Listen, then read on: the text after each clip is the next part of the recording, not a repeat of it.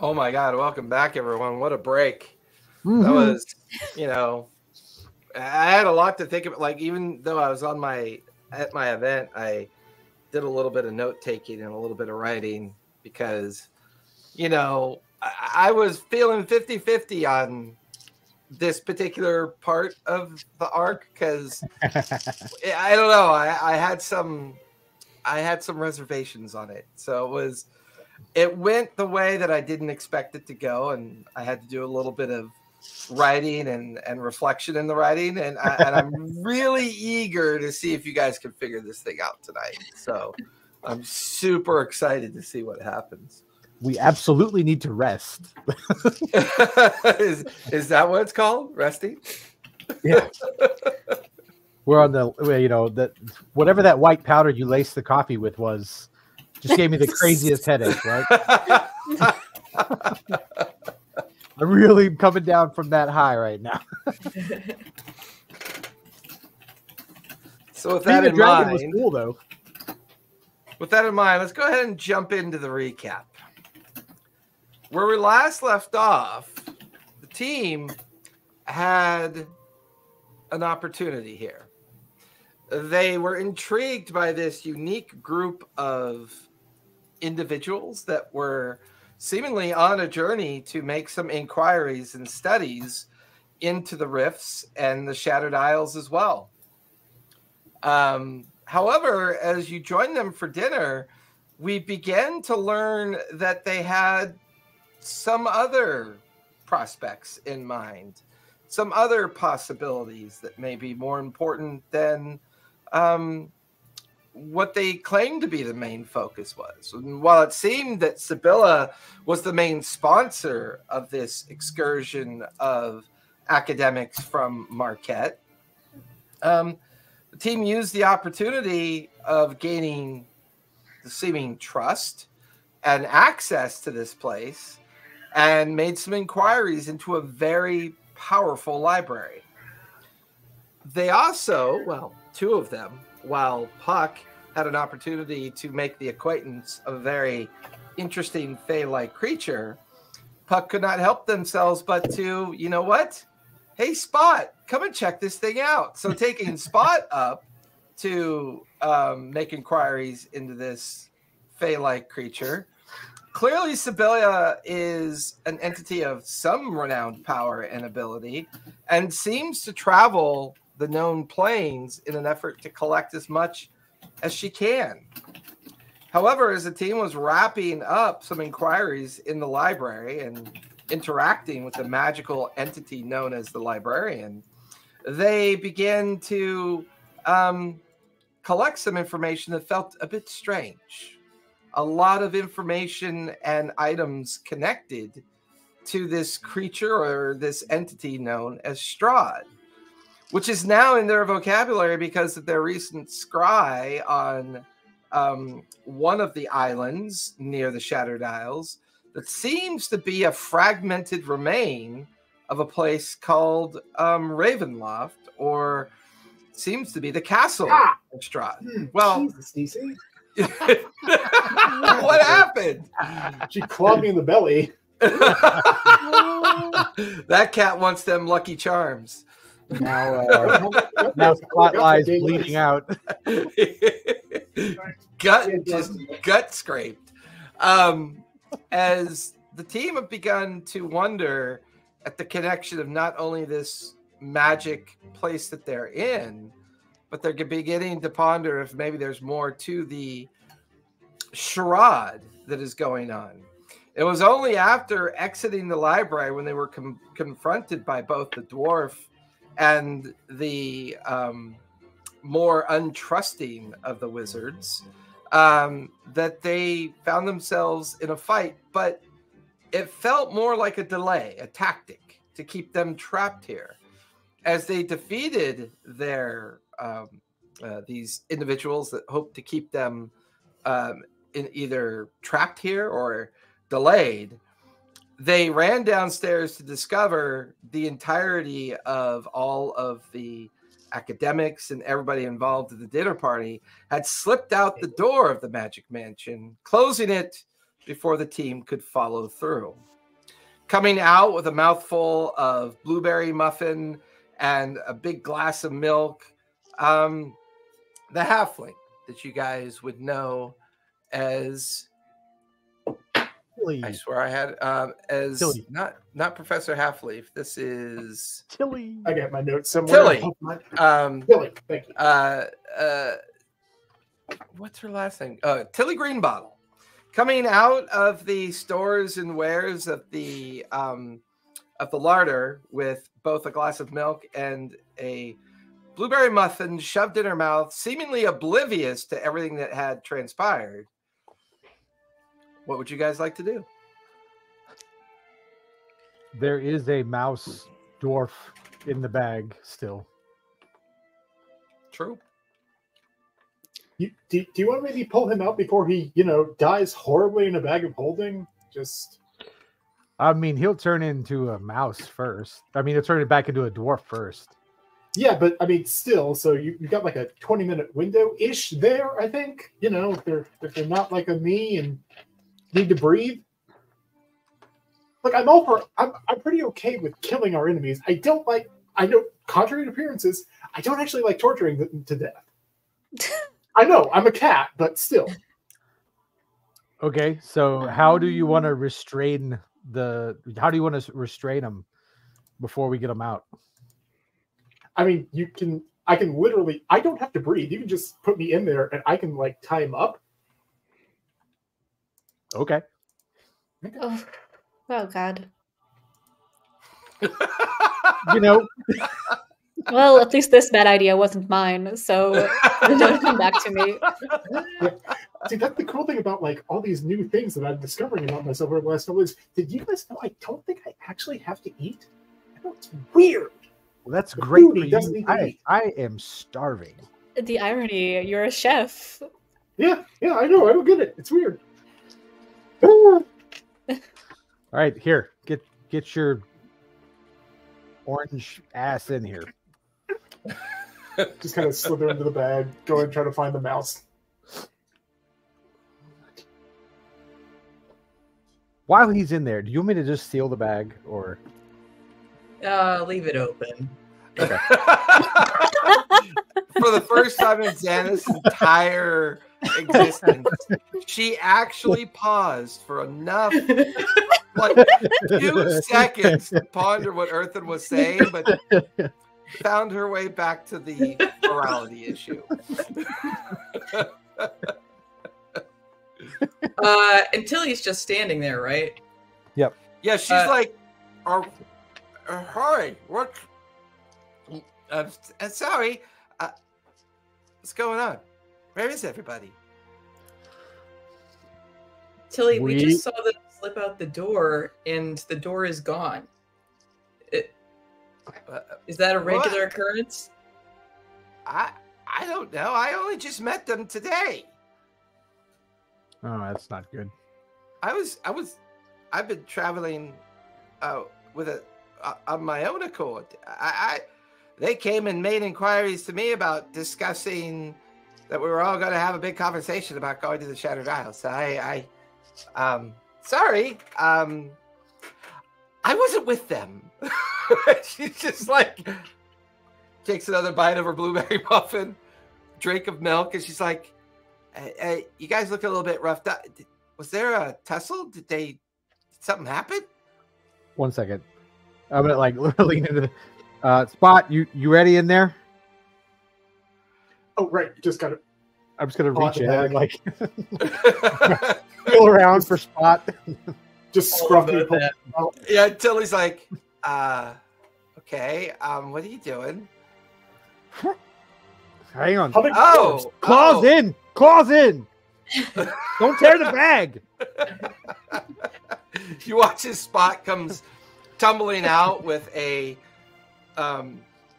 the only thing he had on him was some ribbon, so the mouse is now tied up in like little like bows of like yellow and green ribbon, kind of like bound together, and the mouse is just kind of looking around, confused. Is that what tried to kill you, the mouse? I mean, kind of. what he is now. Oh. You remember that dwarf guy that had the hots for Puck over here? Oh, Like, yeah, pose- yeah. That's like a little pose. All that Yeah. you've missed. Yeah. Yes, that guy. That's who Oh. this is. That's who this is. Oh. Well, who'd you get in a fight with? Him And Sibylla. Sibylla, but she's dead. And Oh. some weird mechanical gnome thing. Yeah. Yeah, Thornbrook, Master Fairwind, Crowell, and that, this little mouse is Blackwood, but all the others are gone. You're saying Sibylla's dead? Sibylla's dead. This is Blackwood. Yes. Oh, okay. So what do we do? How do we get out? I think we can ask Blackwood first, right? I don't know.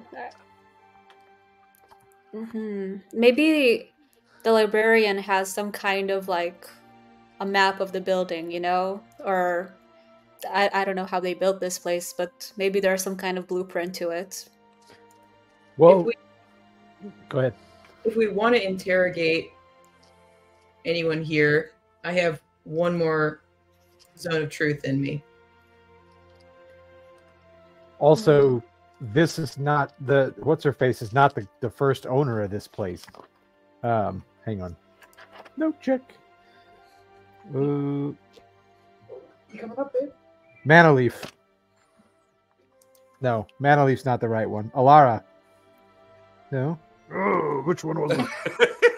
Too many names. Thornbrook. Sorry, there we go. I get the right one.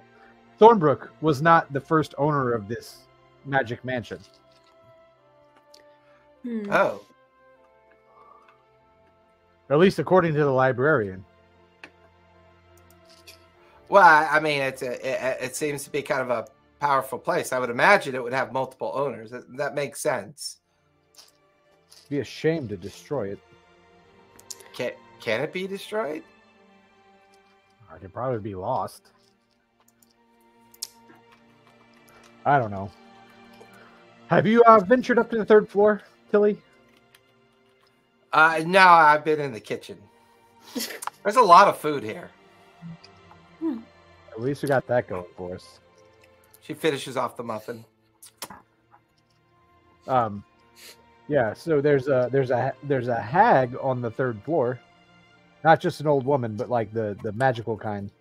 I think the library's on the third floor. The hag's on the top floor. Or top floor. Yeah. There we go. Yeah. Oh, okay. So you're more or less aware of the build of this place. Well, yeah, I've been peeking into Sibylla and Thornbrook's brain the whole time. I could do that. What?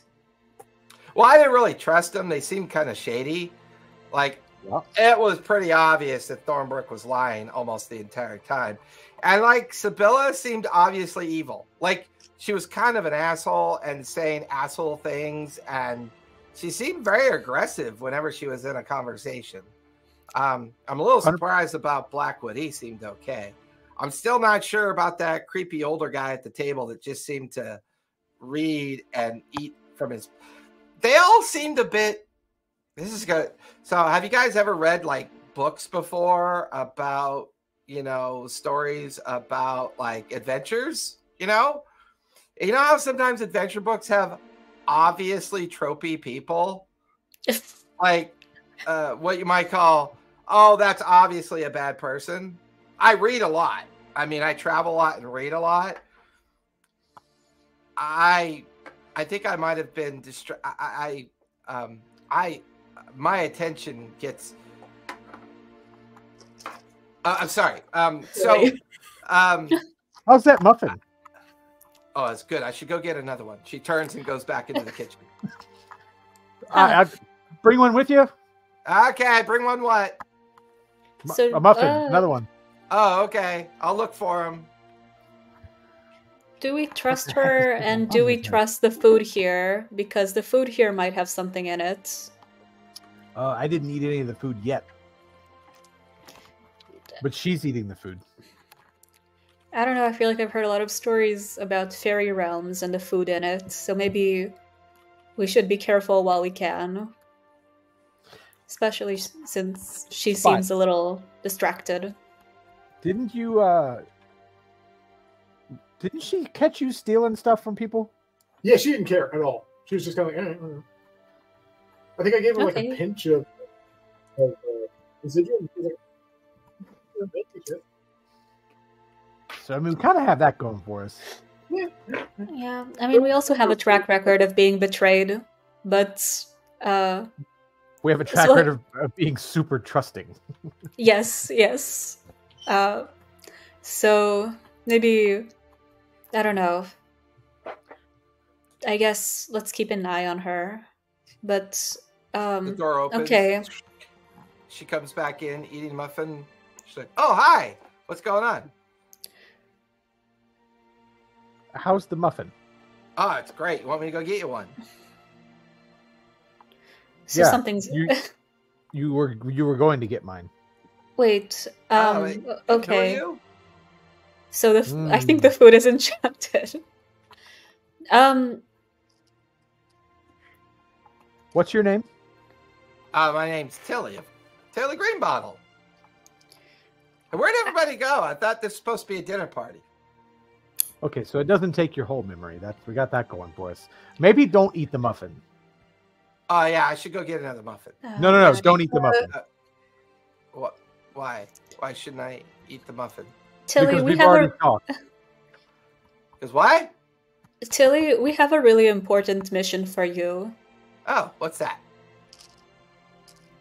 That door was over there and then it disappeared, but it might come back in any moment. Can you just sit here and watch this spot and do nothing else and just look at that spot and make sure that if you see something happen there, you call us and I write it down on a piece of paper and make sure that she can see it in front of her.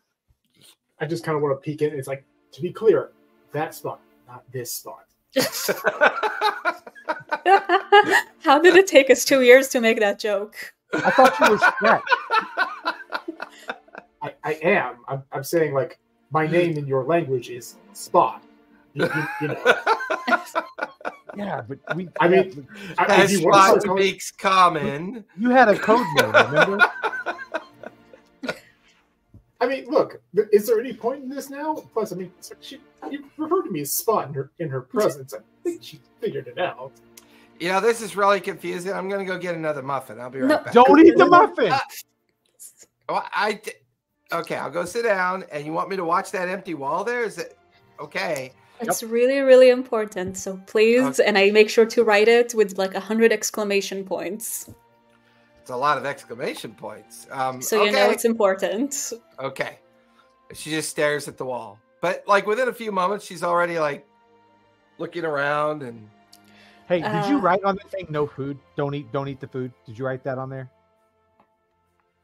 Oh, I read that too. And can we give her a book? Just like a nice... Like, I'll give her the How to Talk to Mermaids book that, like the mermaid that's really history. cool. Yeah, thank you. Yeah, I'll read this. Tilly is not dumb. Tilly, like, she has very poor impulse control, is what it sounds like. And she says she can read minds. Yep. But it seems like the food... If she keeps eating that food, though, it doesn't matter that she read minds. Are we trying to interrogate Thornbrook or not? So here's my question. Do we want to pull a Scooby-Doo and split to cover more ground? Or do we want to not Scooby-Doo and be together and be less likely to be picked off one by one? I need to rest. Yeah, what's our objective here? Because I think we can teleport out if we can get a rest, but maybe we want to know what these guys are doing. Well, at least we can try to teleport out. Yeah. Maybe we can teleport out. All right, I just don't know how much time we have, or if there is like a time constraint on us. Can I go down and examine where the door was, just see if anything sets off my religious or my thief senses? Yeah, give me an investigation check as you examine the wall. Tilly's like, I'm supposed to watch that wall. Get out of my way, please. Thank you. All right. I didn't have any inspirational joke from last time, did I? I think you used it. Yeah. You guys like burned through a lot of your shit last session. Yep. Yeah. All right. Well, that was only a 13. Or burned through a lot of all we had left. That's it. I mean, other than it's an amazing representation of a wall, which you know is not the case because you're inside a magical construct. There's no sense of definition or markings. There's no sense that there was ever a door here, as far as you can tell. Can I try poking my claw through where it was? Like, just the general sense. Just... Yeah, give me an athletics check as you poke your claw into what you perceive to be the wall. All right, athletics or acrobatics? This would be athletics. I'm bad at that. Not as bad as me. That was a 6. 6. Like, you go to press your claw into the wall, and you just watch as your claw nail bends back. Like, it just curves back in a way, which is pretty impressive considering they're pretty tough claws. That's not good. Yep. Okay. All right. Gonna have a Tom Hardy claw nail now. So give me another athletics check. What was that? I think he was commenting on the shape of his claw. Yeah. Oh, gotcha. Yeah, Tom Hardy. I feel like I should have a Captain Oblivious meme ready to go. Well, you know. Can I cast Detect Magic using the loot? Cast Detect Magic on Tilly. See if maybe the food is enchanting her.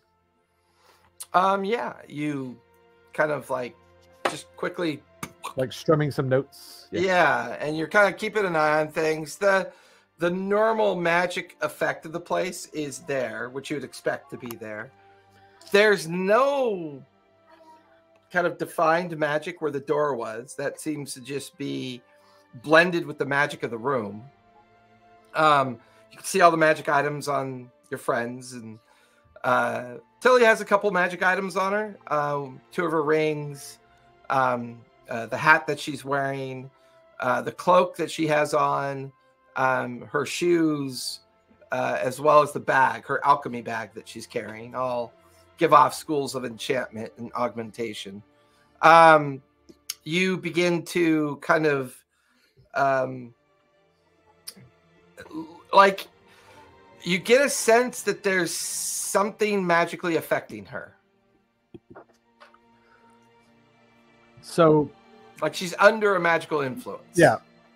So I'm gonna tell, like, you know, I'm under my breath, but I'm gonna kind of like mumble over to Xanth and Puck, like, you know, hey guys, there's something magical affecting her right now. So maybe it is the food, but she's under some kind of magical effect. Can you tell the school of magic? Yeah, it's an enchantment. Yeah, let me see if I can. Okay, yeah, I've got 1 spell slot left. That's not first level. I'm going to try and dispel magic on Tilly.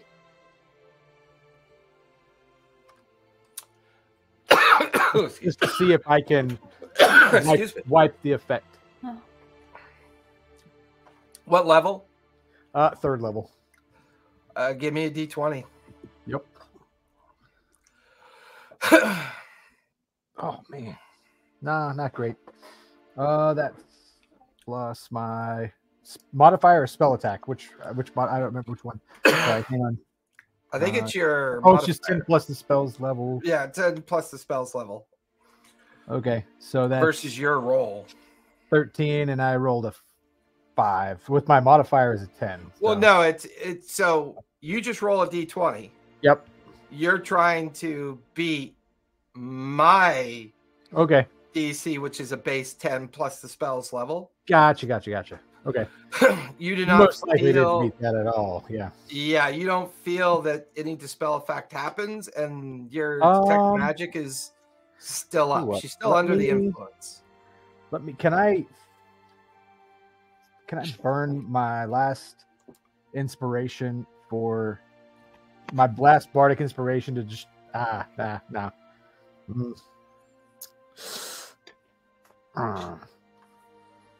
We also wanted to get to the island, like with the big bad vampire on it as soon as possible. Yeah. Yeah. Stone's throw. Hey, Stone The island throw. of Stone's Throw, yeah. Well, are we trying to get to Stone's Throw, or are we trying to? He sent one of his minions to go to a different island to collect something. That's true. I guess we'd have to choose which one seems more urgent. Yeah, Sleeping is very urgent. we definitely need to sleep. Let's Two of us do at least. maybe let's try to do just like a quick sweep of the place. See if we can. Again, I do want to see if the library has any type of information about the house itself. Maybe there will be a clue there about how we can get out. Maybe it won't be too complicated. In fact, maybe it's very simple and we will figure it out easily. That would be fabulous. Yeah, no. Wouldn't that be nice? I have kind of a fun idea at the library too with this mouse. Ooh. Okay, let's, I guess, make way Because to... I can't keep this concentration up forever. We don't have much time left. Yeah. You're right, okay. You probably So have let's about go- 45 minutes left at this point. Yep. Damn. Are you Okay, let's go concentrating? upstairs. Morph? Yeah. Okay, gotcha. Yep. So, yeah, let's go up to the library, I guess. Hope nothing You kills us up guys there. leaving Tilly to keep an eye on in case the door does come back. You head back up to the 3rd floor. Sure enough, the kind of like disintegrated remains of Sibylla are still there. Not much of her is actually left. You head over towards the double doors. You pull the double doors open. It's a blank wall. Shit. Wait, the library is a blank wall? Yeah, the door opens. It's just like a false wall behind the doors. Hmm. Do you want to go up to the top floor? Let's see. Okay. Maybe she's hungry.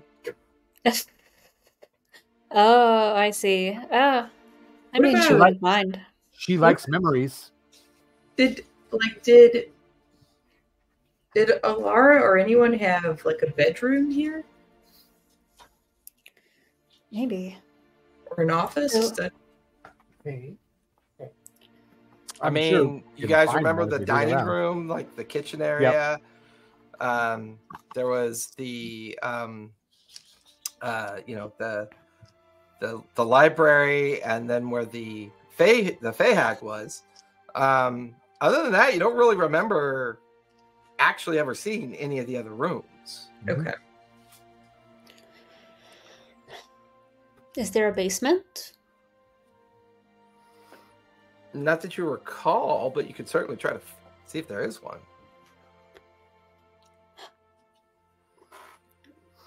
Well, I can also you're- do... Oh, sorry. I can also do a quick, like, beast sense spell and use lunch to, like, scout the area real quick. Sure. If you're okay with carrying my unconscious body for a few minutes. Spot's got it. Spot pulls out Okay. the puck harness and puts on the baby carrier, drops puck into the baby carrier. The Bjorn. The puck Bjorn.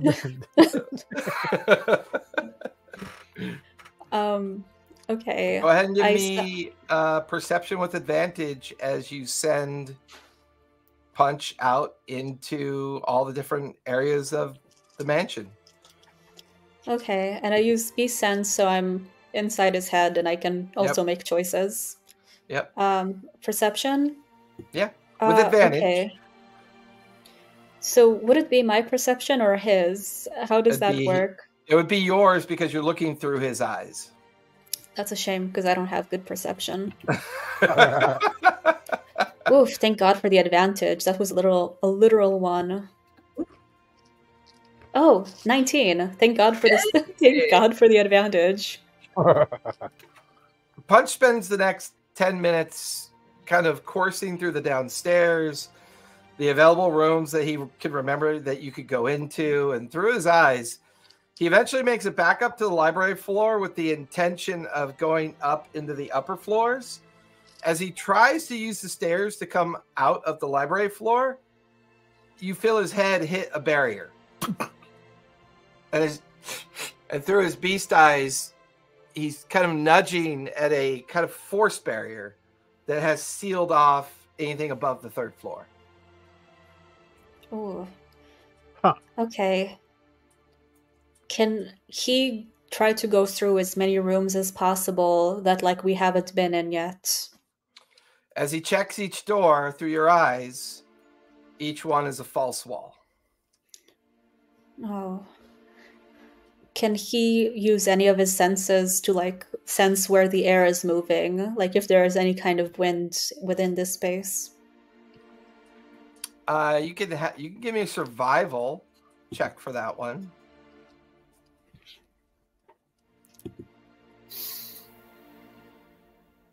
That's a 16.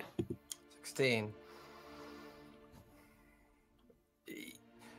The lighting here doesn't flicker. In fact, the lighting appears to be more magical than real.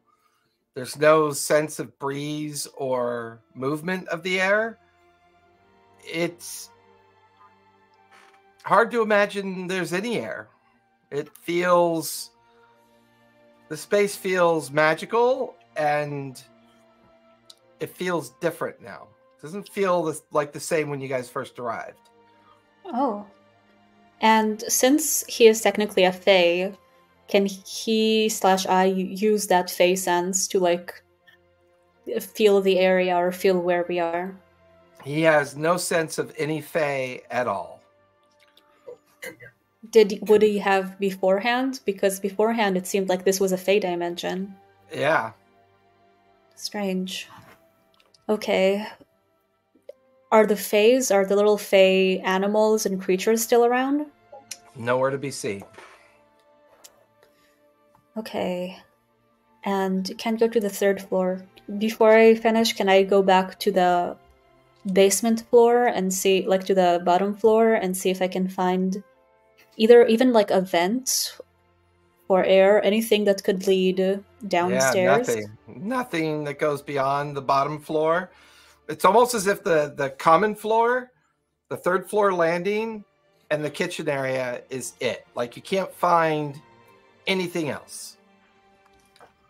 In the kitchen area, is there like any kind of vents? Because sometimes kitchens have like cooking vents. Yeah, nothing. No openings, no windows, no sign of any kind of access to anything other than the kitchen area.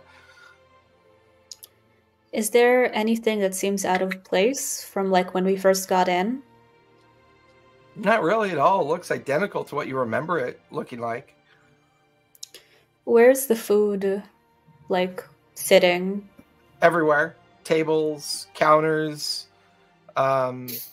You see food that has been very much piled up. It doesn't show any sign of decay or waste. There's no sign of how it was prepared. Huh. Does this feel like a dream at all? Does it feel like maybe somebody is like putting an illusion on us? Ooh, give me an insight on that one.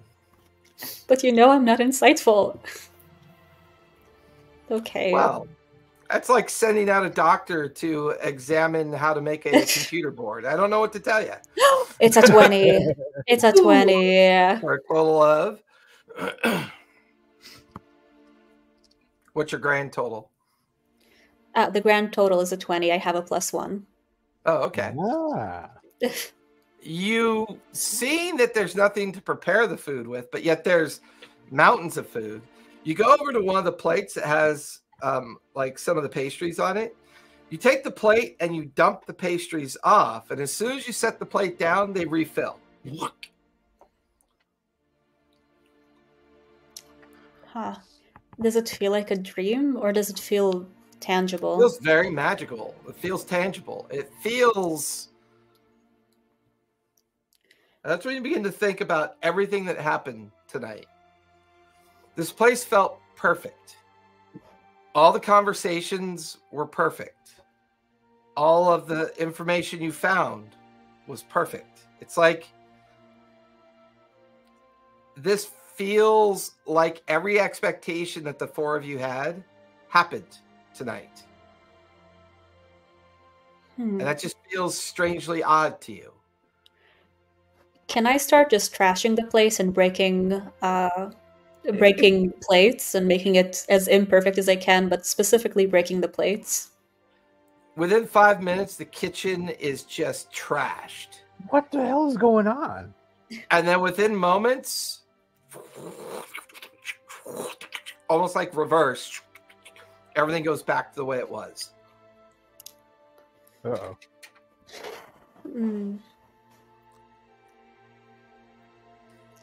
Okay, I tried to go back up from above.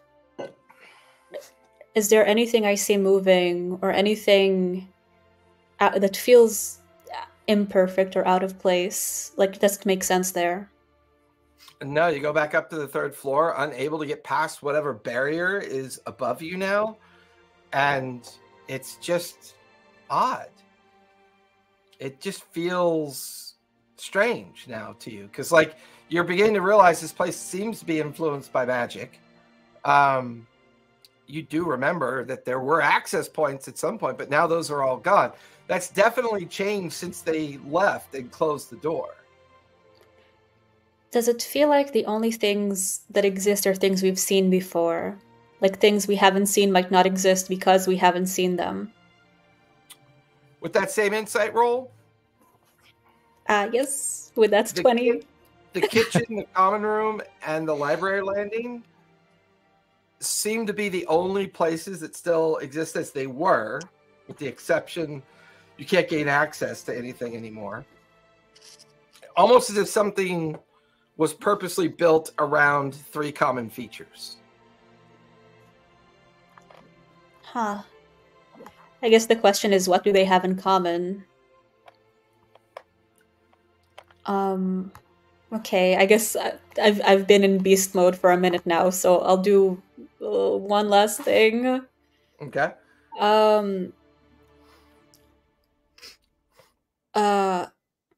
I think I will try to turn back into a coin, meaning that the drake is going back to the Feywilds. Can he go back to the Feywilds?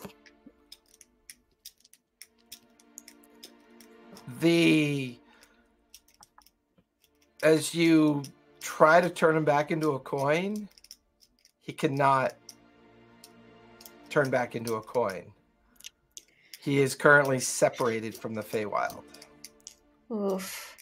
You're feeling very isolated at this point.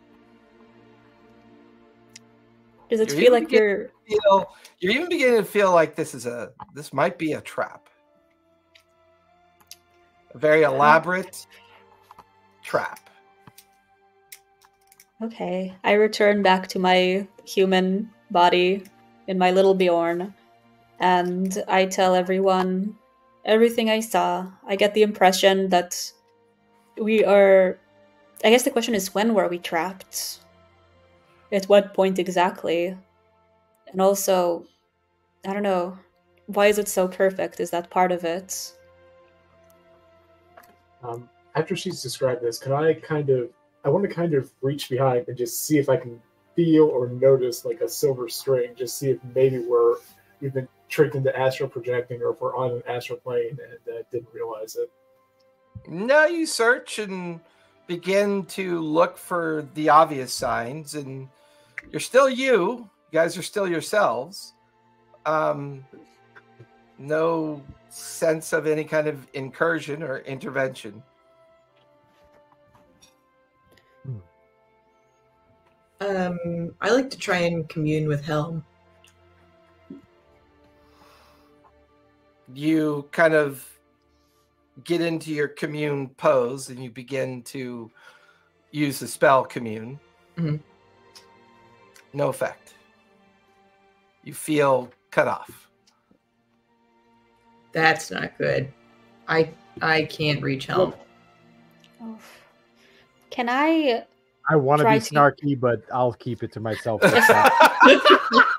Good call. Can I use that bastard never picks up anyways. Can I use freedom of waves to see where the water goes? Not necessarily to hit anyone, but just to see if the water flows in any direction or if it's completely contained. Now we're all wet. I mean, where are you using it? Down in the common room? In the common room, but I'm going to try to raise the water as high as I can and as gently as I can, and also try to teleport within it a bunch to see if I can sense where the water is moving. I really like this idea, but it might suck. Poor Tilly is gonna drown. Can somebody please give Tilly a floaty? I can just pick Tilly up. Just one of these.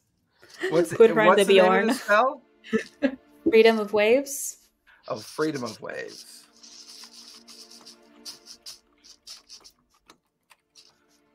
One of these days, I will learn how to spell. Would we look up? Do we still see the ocean and stuff outside like we did earlier? No, you do not. Huh. The entire common room is now flooded. Does it seem and like it the water's stays that way? Oh boy. Does it seem like the water is moving in any direction at all? It is as still as water can be. Can I teleport within it? Mm-hmm. The magic works fine. It's just got nowhere to go. Huh. Okay.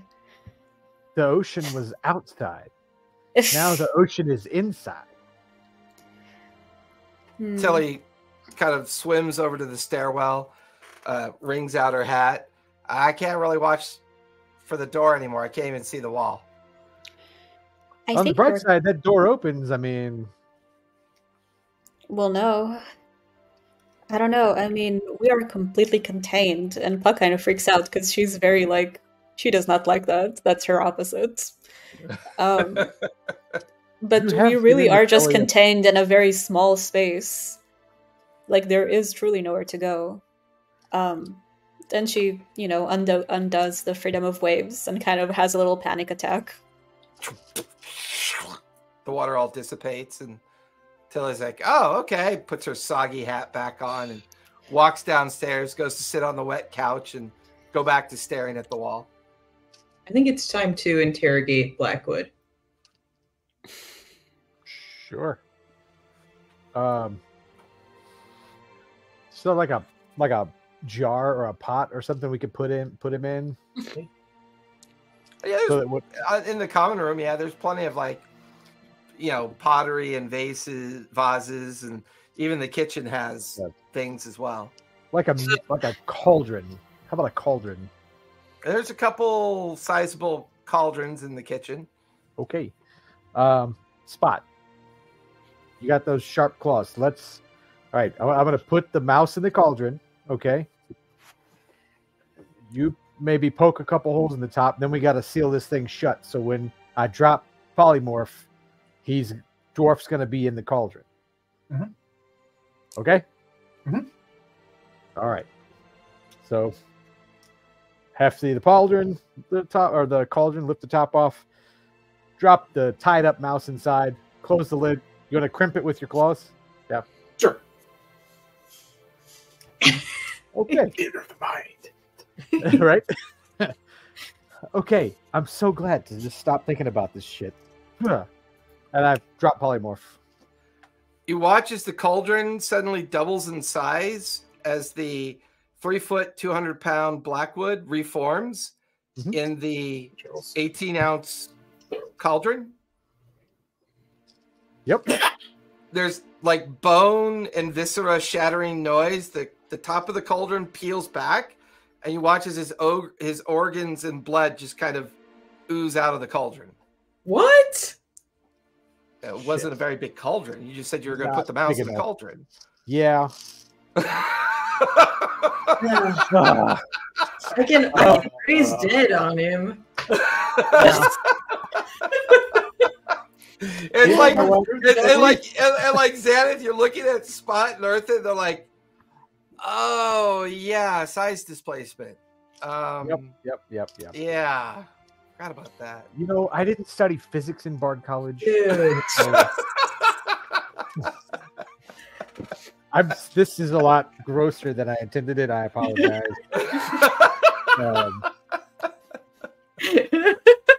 He was supposed to like get stuck in there, you know, and not just, you know, not like that. Shit. Well, I still have another dead body in the bag. Who have you got? Oh, Sibylla? No, Martinet. Oh, yeah, Sibylla's in the bag that. too, I think. So, yeah. Have Not I much looked through Sibylla left. Yeah. Yeah. Can I use the map of awareness? I've realized I haven't used that yet. It is. I'm sure it'll just show us the same. Fogged. Yeah, it's just completely fogged out. It does not like give you any sense of direction or where you are. I think the only clue we have is that Tilly is here. I mean, nobody else is. And if this is some kind of weird psychic prison, why the hell would she be here? Like, she is the only one who is not connected to us. Yeah, why was she invited if this was all a trap? Yeah. Everybody else was invited, weren't they? If you haven't already, take a look at that. The half-orc painter was, and Tilly was, and then you guys were. Everybody else were residents of this Marquette. Yeah, they were all Marquette academics that were residents of this magic mansion, as far as you're concerned, or as at least what you were told.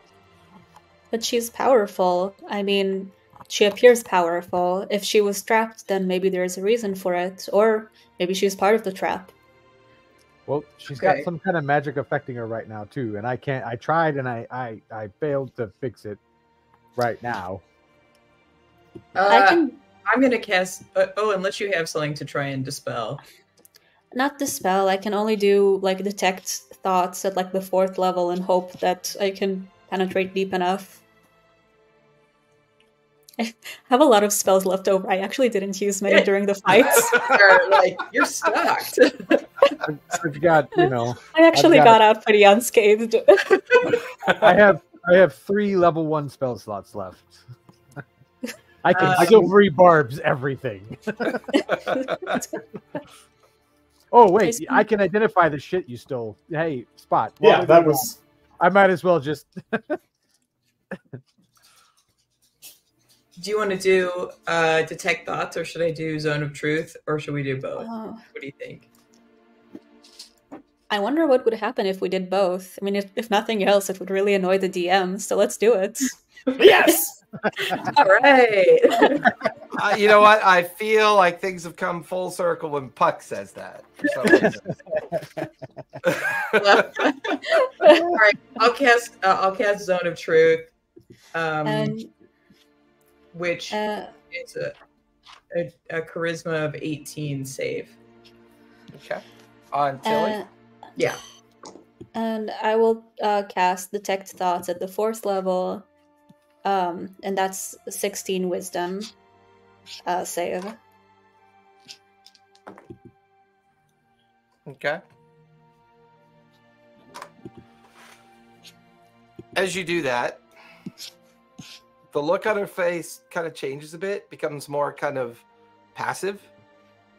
And she kind of just seems to like drift into a melancholy state and then shakes her head and just kind of smiles a bit, which tells you that the zone of truth took effect. Puck, reading her mind at the deepest level is the equivalent to a bag of cats trying to get their way out. It's a lot of noise, a lot of screeching. You get the feeling that her mind is under some kind of effect. Some kind of either spell effect. She might even be cursed. Oh. Am I able to reach her in any way or affect her in any way? Give me an Arcana check as you dig a little. Since you're digging into her thoughts, you can give me an Arcana check. See if you can figure this out. I'll play you a little tune to help. Please do. I got a 12. Yep. So you got to add a D12 to it. Thank you. And that's my last inspiration. Thank you. And that was 11, so that's 12 plus 11. Ooh, 23. 23, her mind has been enfeebled. Enfeebled. Woof. That might explain her memory loss, her inability to be coherent, her docile nature. You get the feeling she's under the effect of some kind of mind enfeeblement. Does it seem like something that would have been caused by the food, or like does it seem like something that maybe is like more than that? It feels like something was cast on her. She was enfeebled. Is there any chance of me kind of reaching past this bag of cats? Or trying to like counter it with my own chaotic bag? Your own bag of cats? Yeah. I mean, you've seen Xanath do this before. It feels like it might require a greater restoration spell. Okay. Which is going to require some sleep. Yeah. If Xanath asks her something while she's in the zone of truth, maybe something will come out still. Do you guys want to ask her anything? Sure. Tilly. Yeah, hi. Tilly, can you remember why you came here? What's your mission out here? I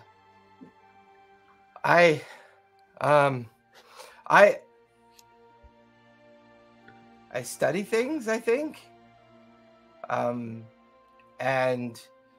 I'm trying to you watch as she's getting frustrated, like she wants to answer you, but she's incapable of answering.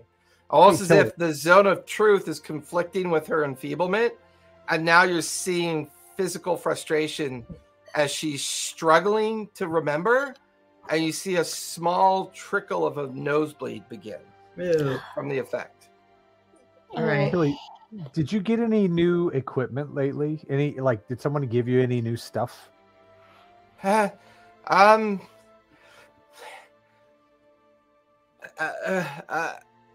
cast Healing Word on her while that's. Her eyes roll up in the back of her head and she passes out. Oh, I dropped Zone of Truth. Can I go up to Tilly once she kind of regains consciousness a little bit? Or is she... She's still unconscious. All right. Hey, why don't you guys go take a rest and I'll sit with Tilly for a bit. That's a great idea for me. She doesn't look like she's dying, right? She's just like she just went under some extreme pain and it caused her to pass out. Okay. I'll hit her with a Healing Word before we go to sleep. Okay. It seems to calm her, and you kind of clean up her face, and her eyes flutter open for a moment, and she just seems very confused and unable to process. Like she's under a pretty significant effect, whatever happened to her. Oh. And it does feel like it's gotten worse. Like it's almost degenerative. Oh God. While I'm still doing like because I haven't stopped doing detect thoughts. So while I'm in it, can I also see if I detect any other thinking presence, which I believe I can do on the 4th level, up to sorry. You can also use the spell to detect the presence of thinking creatures that you can't see. When you cast a spell as your action during a duration, you can search thoughts within 30 feet of you. The spell can penetrate barriers, but 2 feet of rock, 2 inches of any metal other than lead, or a thin sheet of lead blocks you. You can detect a creature with an intelligence of 3 or lower, and language, whatever. But once you detect a creature, you can read its thoughts for the rest of its duration. Okay. So you cast that and you begin to wander about to see if you pick up on anything. Okay. Anybody else want to do anything? I need to rest. Okay. So Eartha, you find a nice, comfy, overstuffed chair and plop down and begin to try to settle into a sleep. I don't know if this will make a difference, but I'll actually pop up the dome so no one can scry on us.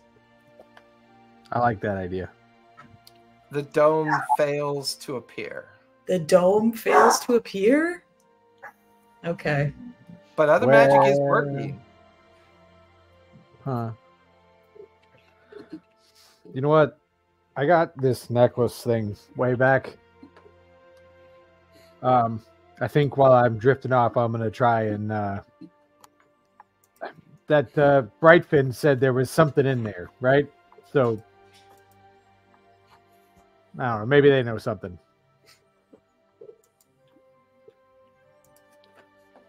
All right. What are you doing? What's the worst that could The thing happen? with I'm going the- to try and attune it. to the necklace, the Guardian Amulet. Oh, yeah. I'd forgotten you had that. Yeah. I've never attuned to it. I've been wearing it, but I hadn't attuned to it, so I didn't do anything. So You're going to put that on? I'm going to try to attune to it. It'll take about an hour to attune to it. So while Puck is attempting to see if there's another creature's awareness, you're going to attune to it as opposed to take a long rest. Spot and Xanath, what are you doing with this little bit of time that's going on right now? Is Tilly conscious, more or less? More or less. She's kind of propped up on a pillow and just seems very confused, distressed, and she appears to be in worse condition now than she was when you guys first ran into her.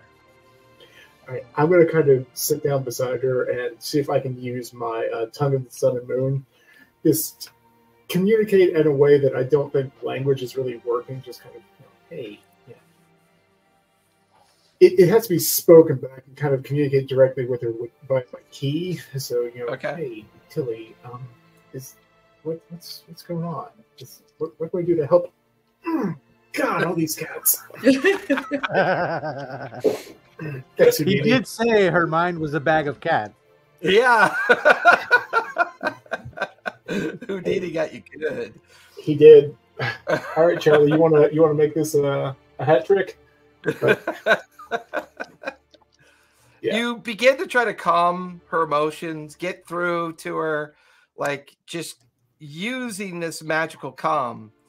It actually allows her to recover a bit. There's some clarity in her eyes, and she sits up, takes in a deep breath, and, I don't know why I'm struggling to remember these things. Your Spot, I know your friend Earthen, we met at a dinner party tonight, didn't we? Yep, we did. Why am I struggling to remember? I don't understand it. Just be calm. Like don't struggle to try this. Just think on me. Just concentrate on this. You don't forget everyone else in the room. We can talk this through. Do you remember Did you receive anything new in the last day or two from any of the other members? Anything about the library? I remember talking to the painter before I was invited to dinner. I remember that. Mostly because his painting was awful. I remember coming to the party. I remember eating and enjoying conversation. But then my memory gets... my memory... And she just kind of lulls back and her eyes kind of roll back up into her head. Her breathing gets a little bit more erratic. All right. I just kind of want to try to calm her down a little bit and just let her rest. See if I can search in my pockets and if I have any of my Scooby snacks. Okay. Yeah. Hey, Tilly. It's okay. What? Hey. No, just calm down. Here, try eating this, and I'm sure I have like a cinnamon roll or something in there. Just like, here, something not from this banquet. Thank you. And she just kind of nibbles it on a little bit. Her face looks very drawn. Her eyes are now a little bit more sunken in. She doesn't look good. You mentioned the painter. Do you remember what he was working on? Yeah, I think somebody who paints for a living should be good at it. And he didn't look that good. It seemed like every time I talked to Thorn and Sibylla and the others, every time I tried to read their thoughts, it was empty, and they seemed to be so obviously bad to me, but I couldn't get through the fuzz, the haze of what they were. I don't think they were humanoid. I don't know why I think that. I don't think... That's when she starts looking around the place and looking. This place doesn't feel right. We have to get out. Yeah. We're trying to find a way. Do you remember anything about like what this place is? No, you don't understand. We have to get out of here. Yeah. And now she's beginning to panic. She gets up under her feet and begins to run towards the wall. All right, I'm gonna try like follow her or try to head her off, or like kind of brace against, intercept her before she can hurt herself. Give me a acrobatics check as you try to grab and get in front of her before she slams into the wall. That is a 23. She hits you so hard, she knocks herself unconscious. Had she probably run into the wall, she probably would have cracked her skull. Xanth, would you mind casting a bit of giving her a few health points back? I want to take a chance at something, but let's leave her sleep for right now. Can I dig through either? I have both, but my forger and my disguise kit, and see if I have something like basically paint stripper or like a solvent. You have a vial of acid. All right, so I'm kind of like, I don't know that I need this for anything at the moment. I'm just going to fling it at where the door was on the wall. You fling it, and it crashes up against it.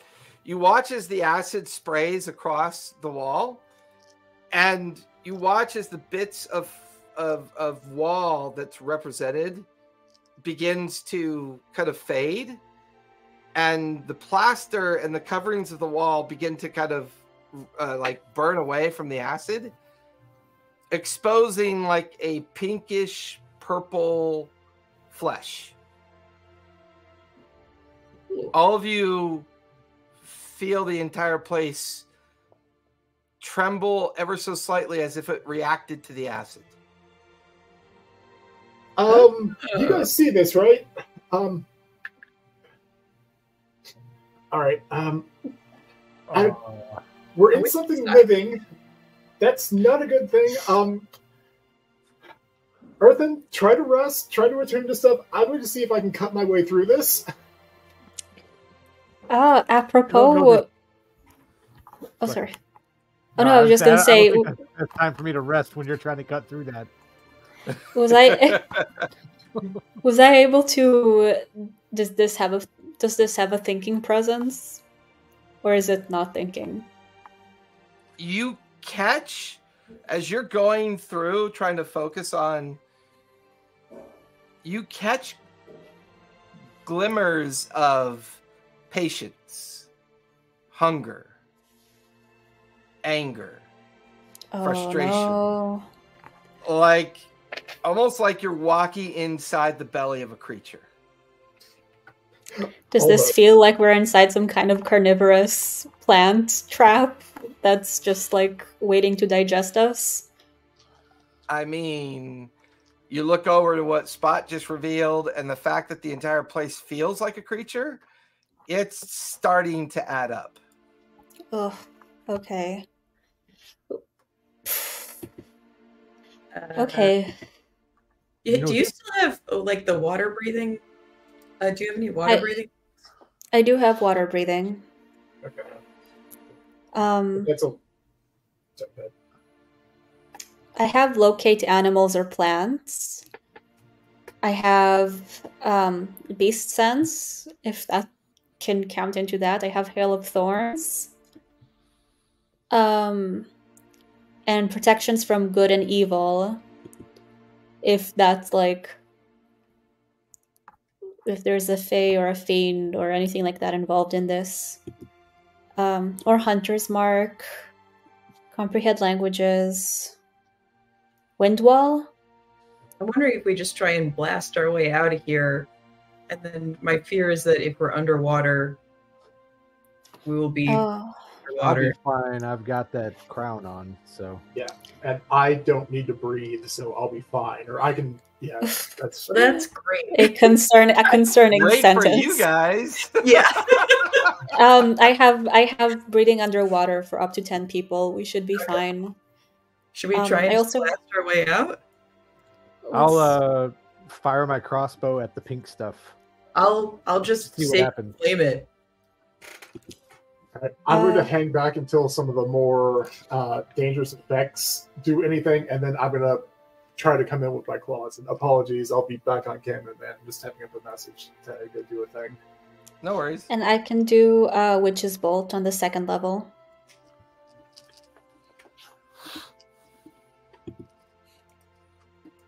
As all of you begin to like focus on what you believe all this to be, it's at that moment, Earthen, that you attune to the locket. And as you attune, he disappears. What? Where's Earthen now? God dang it. Could he have not taken us with him? Well, I have a lot less localized things. Do you guys are the more magical peoples here. Do you want me to just start flailing madly at this flesh wall and see if I can dig us through? Yeah. Okay, cool. That's what we're doing. That's what we got right now. All right. All right. As you guys begin to focus on that.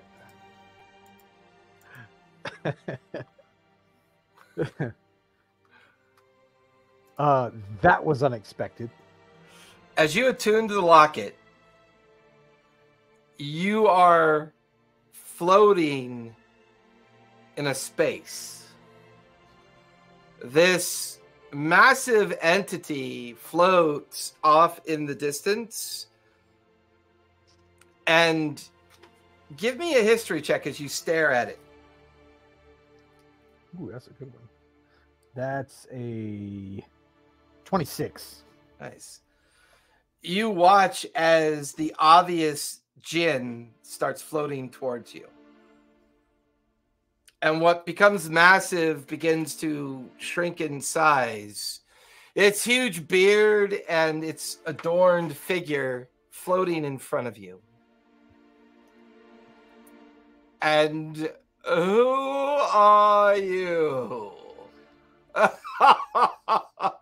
I bet you thought it was just a mere trinket. And let me guess, Well, you've attuned to me.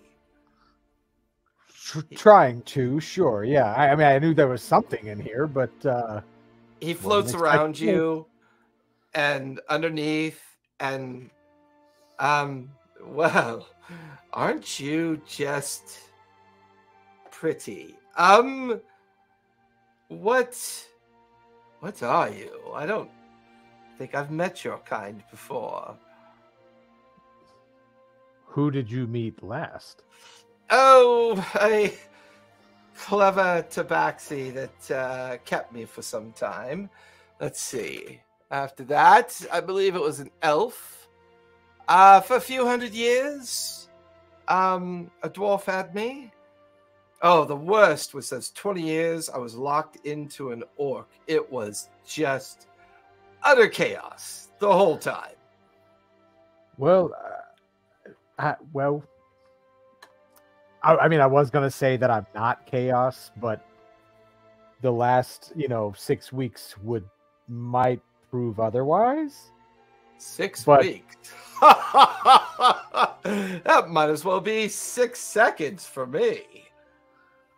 Oh, well, then you wouldn't mind partnering up for a little bit, then, would you? Oh, you want to make a bargain?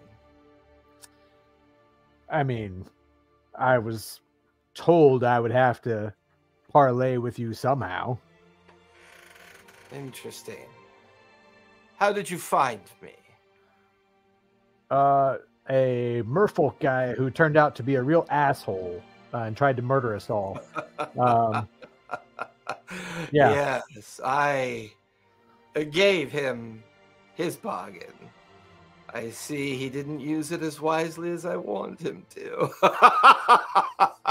I love mortals. They're so limited in their thinking.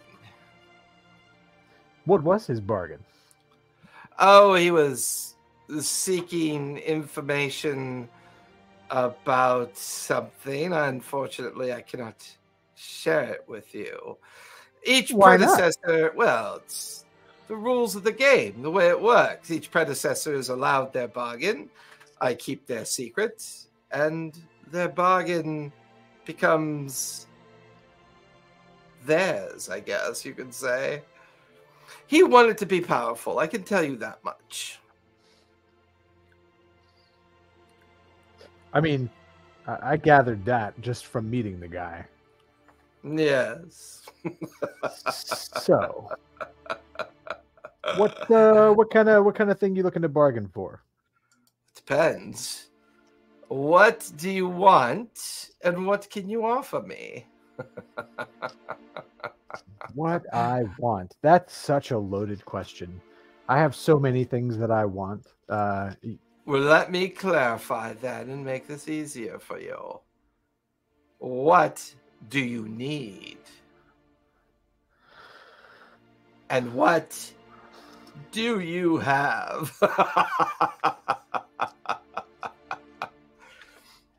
I have a couple of sacred gems. I got a weird paltry tome. things. Let me clarify. Something of importance, be it personal, be it memory, or be it emotional. These are the currency I value. More importantly, if you can offer me up your memories for the bargain, sometimes the bargain becomes far more interesting.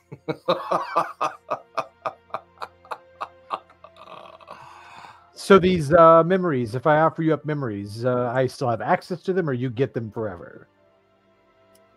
Maybe. Maybe not. It depends on their value. If I determine to keep them, I keep them, and you no longer have them. But you are given the bargain.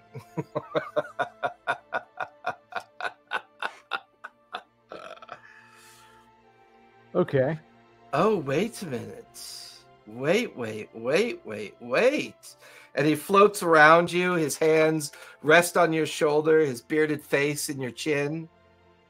You have more. You have friends. Yeah, you know, they're not typically things to bargain with. Interesting, interesting. We are on a pretty wild task right now. Oh, that's not important enough to worry me. The question is, what do you have to offer? I wonder. You didn't know what you got when you found me, did you? I got a silver necklace with a big red jewel that has something inside it that, if I manage to attune to it, gives me some great benefits. Oh, is that how it described itself to you? It's different for everybody. I can assure you of that. Okay. You have so many interesting memories. Don't I, though? So many different flavors. I wonder. You know, if you manage to help me prolong my life, because it's been so nearly ended several times very recently, I'm sure I could conjure up a lot more memories for you. A bargain within a bargain. Is this what you offer me? Perhaps you offer me an ultimate bargain of sorts. I mean, if I don't last, you lose all these fun memories, then I guarantee I'm about to make a lot more fun memories coming soon. Intriguing. Give me a persuasion check, if you would, please. Certainly. Not the best, but I do have a plus 17, so that's 24. My God, you rolled a 7. Yeah. You can't even roll horribly on purpose. Got close. Yeah, pretty close, actually. Interesting. Tell you what I'll do. I will let you go. However,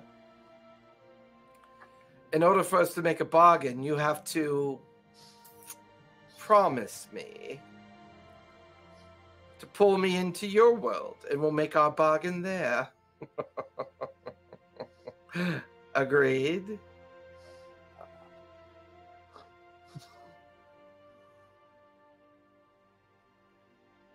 Pull you into my world. So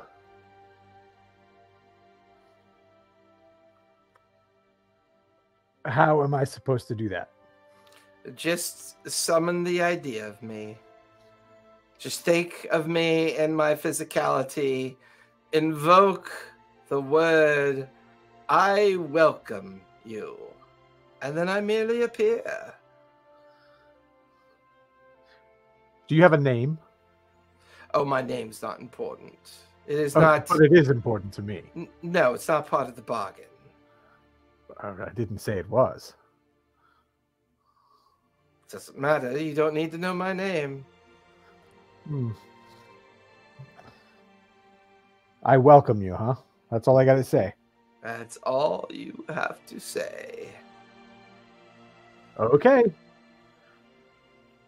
Pinky swear. He holds up his pinky. Sure. There's a moment of a strange kind of nausea when you do that. And he goes, and all you hear is like the echoing laughter.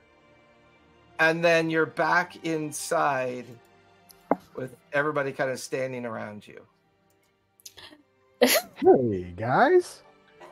And I assume we're just like watching Spot furiously slash. Yeah, as he's carving into the wall and doing more damage to the wall, he's like shredding the strange like purple and pink flesh. And, you know, before long, like it takes him a solid 10, 15 minutes, but it's all leaking like purple blood down the side of it.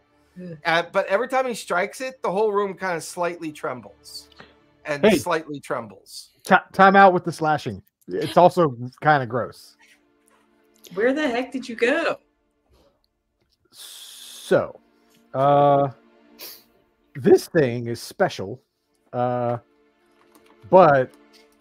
I think it might have a way to get us out of here. Do you trust it? No, not at all. But that's why I think it might have a way to get us out of here. Need some details here, Earthen. I'm doing an insight check to see if he's possessed by the creature in the necklace. Yeah, give me an insight check as you're looking for dual personalities. All right. Well, that's a 15. He definitely seems to be like slightly in shock, like he experienced something, but he seems genuine that it might be a possible solution to the current problem. No, yeah, I'm absolutely sober. I'm just I didn't expect to end up where I was, okay? So we are not where we think we are, right? Yeah, we're clearly like literally in the belly of something, I would imagine. Just kind of point to my gore-stained claws and the bleeding wall. Yep, whatever it is, it's gross, and we need to get out. The guy in here wants out, promises power and all this, hokey stuff. No big giant eye, though. Okay. Well, that's a relief. It's a djinn, okay? It's a djinn, and I've never treated with a djinn before, but I know they can be a bit tricky. It wants me to summon it to where I am. So, and where we are is not where we want to be for sure. Correct. But my end of the bargain is I just have to bring him here. Okay, listen. So this could totally work out for us. And how do we get out?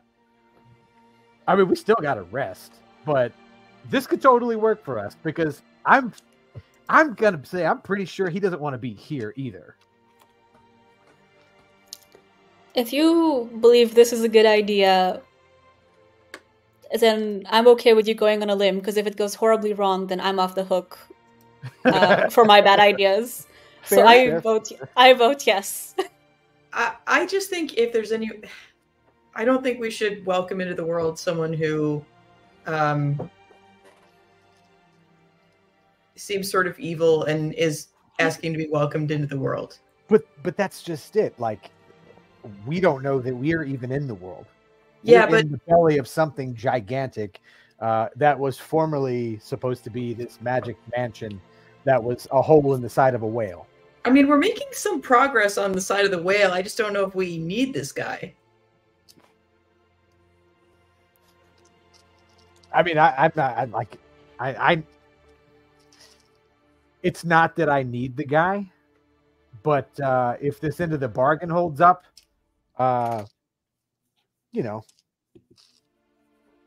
it could be nice to win one over on somebody and have a powerful favor, right? And what is he agreeing to do for you if you let him into the world? That's kind of left up to me to decide. He was like, just any favor. I'll just do any favor. Mm-hmm. Yep. I do love that this is Zaneth's turn to question his spiritual choices. Oh, it's nothing spiritual about it. Yeah, big problem with gods, but a djinn, you're like, yeah, no problem. Dude, welcome to the world. So, I mean, all I'm trying to point out is we don't know that we're in the world. We're in a world. We don't know that we're in our world, but we're somewhere. And unleashing him is not unleashing him necessarily on our world, because purple blood stuff with all this shit around it is not anything I've known. Can I? Do I have any insight on Jinn or genies? I am. Oh, being a tabaxi, you don't even have to roll. Jinn are the epitome of chaos, like pure chaotic nature. He did actually mention that he formerly had a tabaxi host. They are a favored patron of some tabaxi clans. Jinn who travel from their planes of existence can be tethered to objects, or can be tethered to items, or tethered to places. Sometimes a djinn will pretend to be an oracle, or sometimes they'll pretend to be powerful genies that can just grant wishes. Djinns are manipulative, very, very intelligent and very manipulative, but they're also super narcissistic. Like, they truly believe that hubris doesn't exist for them, and they're infallible. And their favorite thing to do is like just bathe in the idea that they both create chaos, feed off of it, manipulate their way through it. Stop describing me right now, okay? Right? But all djinn seek release. They all seek freedom. Mm-hmm. No matter how that freedom comes, that's what they want ultimately. That way they get all their powers restored, and then they could move on with their lives. So djinn are strange creatures, but they sit in a lot of the lore and myth of Tabaxi life and tribal life and clan life of Tabaxi. It kind of fits in with their own style of living, their nomadic sense, their kind of wanderlust sense that Tabaxi have. And it's always said that to be a good Tabaxi, you should always carry around a rusty lamp.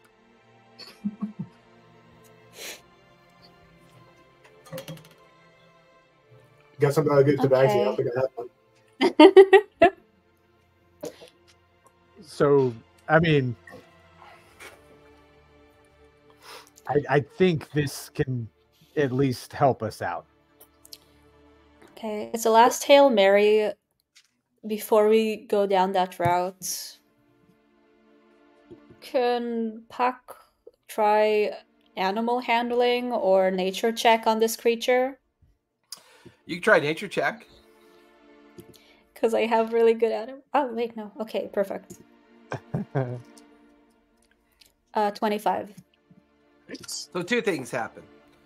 During the break that you're discussing Earthen's experience, all of you watch as slowly the wounds on the wall begin to heal. That's the first thing you notice.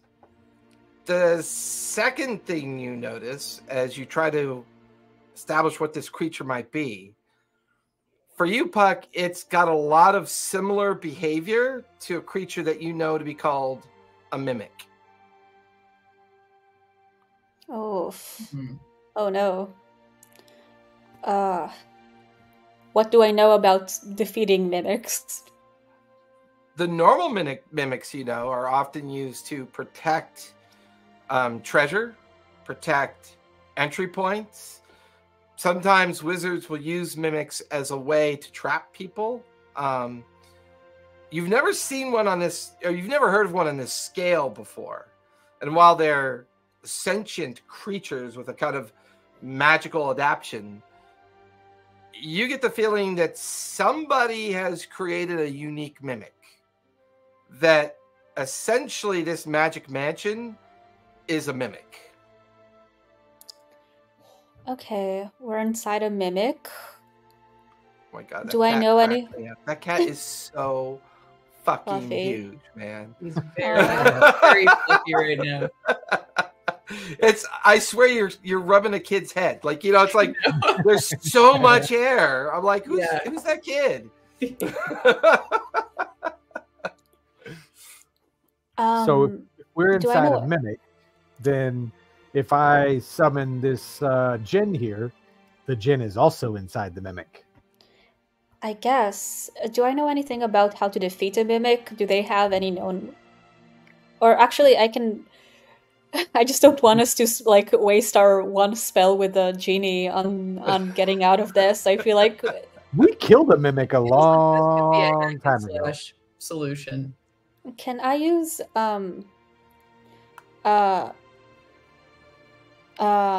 True Strike on the mimic, and that should point a finger at a target in range. Your magic grants you a brief insight into the target's defenses. Absolutely. Let's go ahead and take our 5-minute break so that when we come back, we'll see what Puck will learn about this thing. Yeah. I just feel like the genie sounds really, really powerful, and I'm a little scared. Why?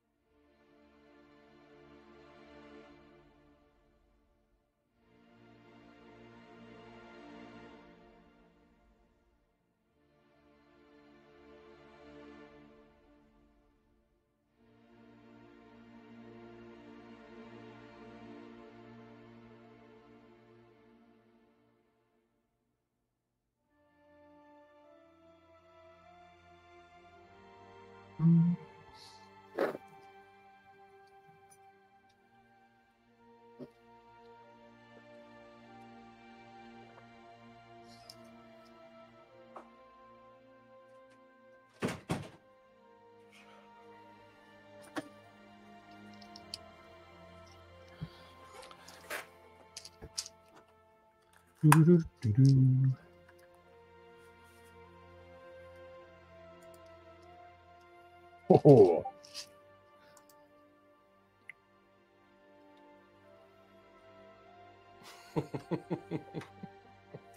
Can't believe you attuned to the amulet. That is, You know, fucking hysterical. I need the AC if that's what it was going to give me. I'm sitting at a whopper of a 12, so Your armor class is still a 12? yeah. Yeah, That's hysterical. that's why it's so enticing.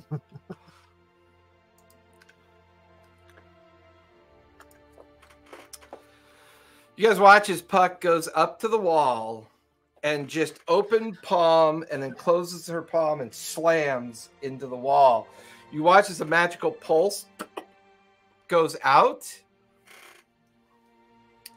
Not only are you inside a mimic, the mimic reveals itself to you.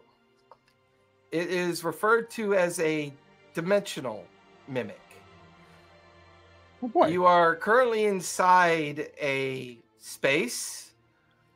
This creature is floating the vastness of the astral sea, and you have no sense of it being tethered to the physical plane or the material plane.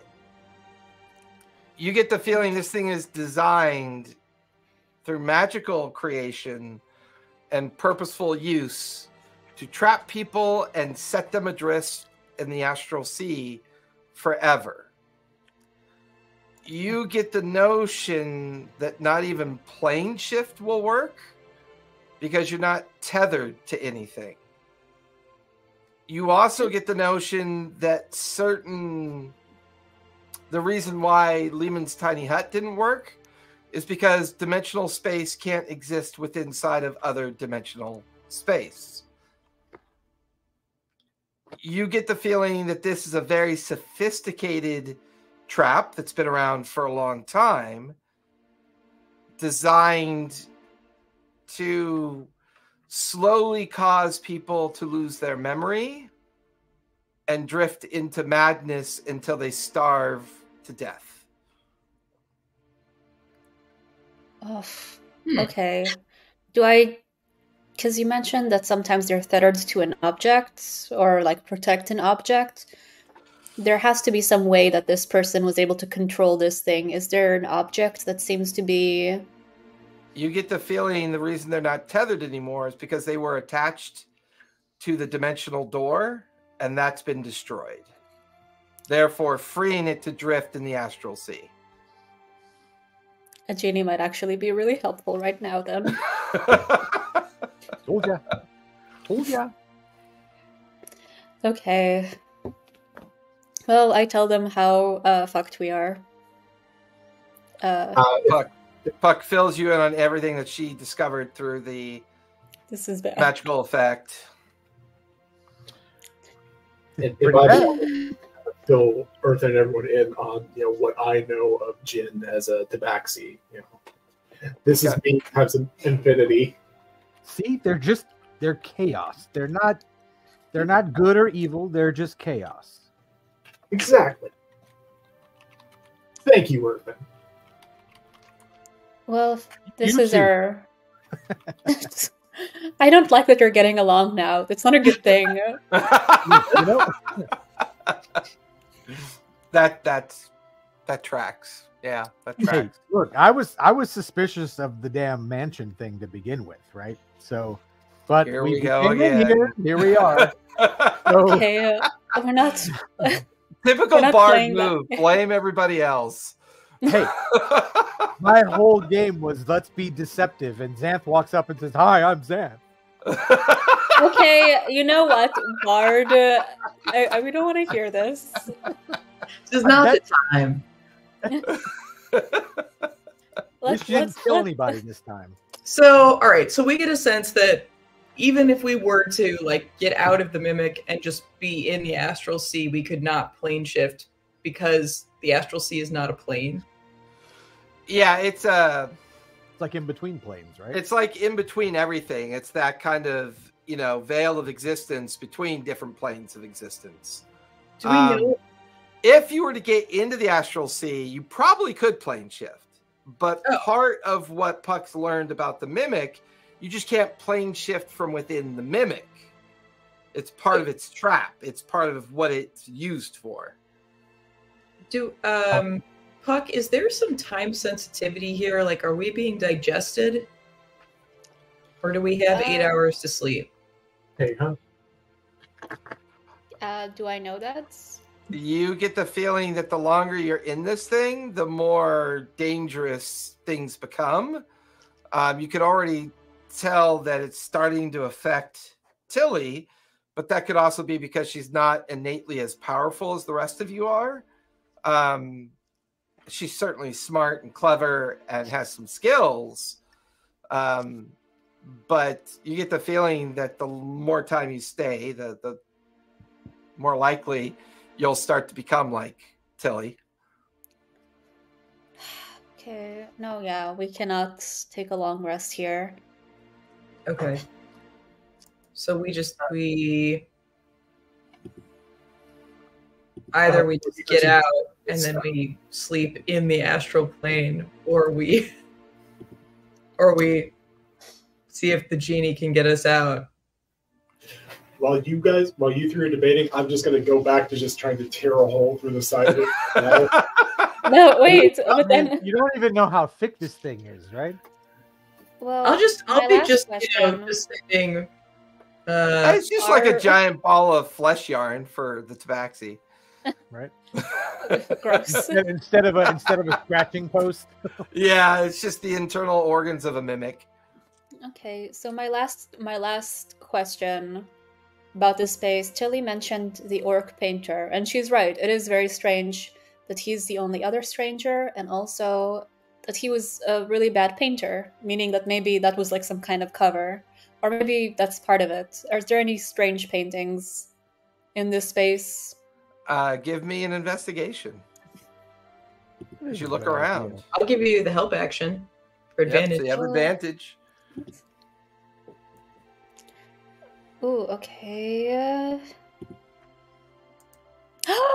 Thank you so much, Zenith. That's a 24. That's a nat 20. Excellent. Right.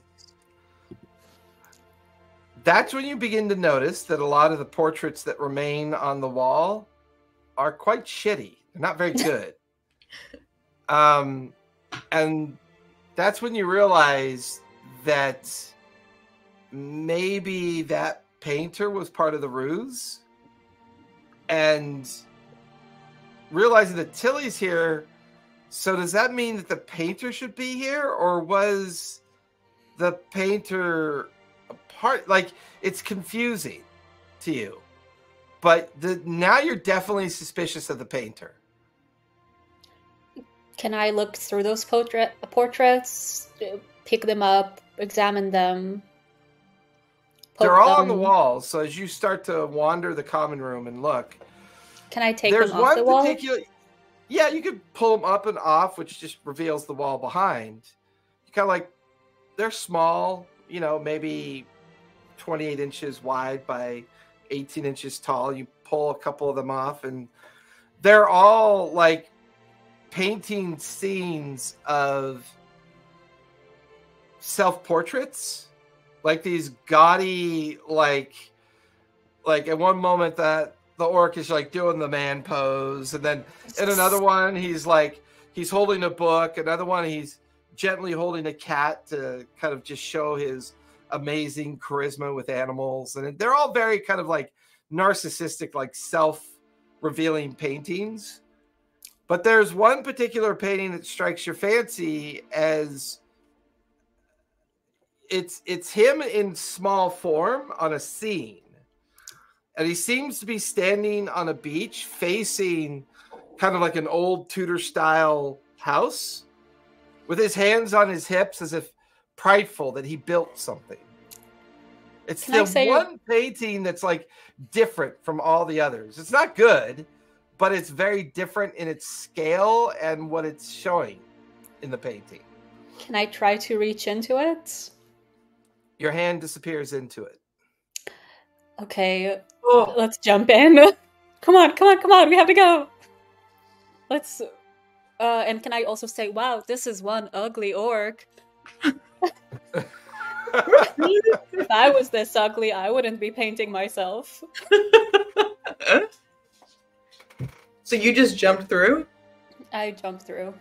Yeah, you watch as Puck shows you the painting.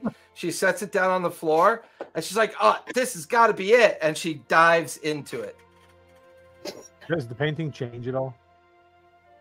As you go to look what she dived into, you can now see a small Puck standing on the beach. I don't think that is what we think it is. Maybe. Are you gonna let me die there? Can she hear us? Like, can she hear us when we say something? Like, nope. Yeah. All right. I'm gonna detect magic on the painting. Oh, it's 3 schools: transmutation, divination, and enchantment. Oh boy.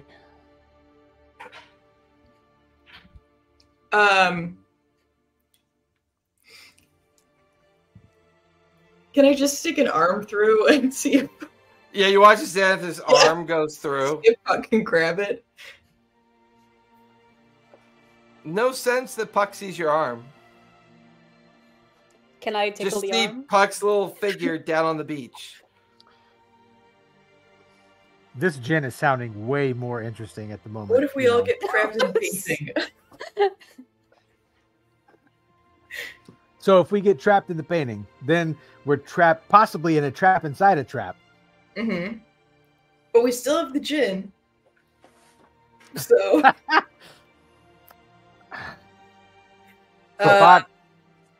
Earthen, do you still have the caricature that the orc drew of us, or did he keep that? Oh no, I've got it. Okay. Yeah, Earthen has. I got it out during the presentation. Okay. I was gonna say, I'm kind of curious because it's more and more. Obviously, the guy has something to do with this. Have you tried damaging it?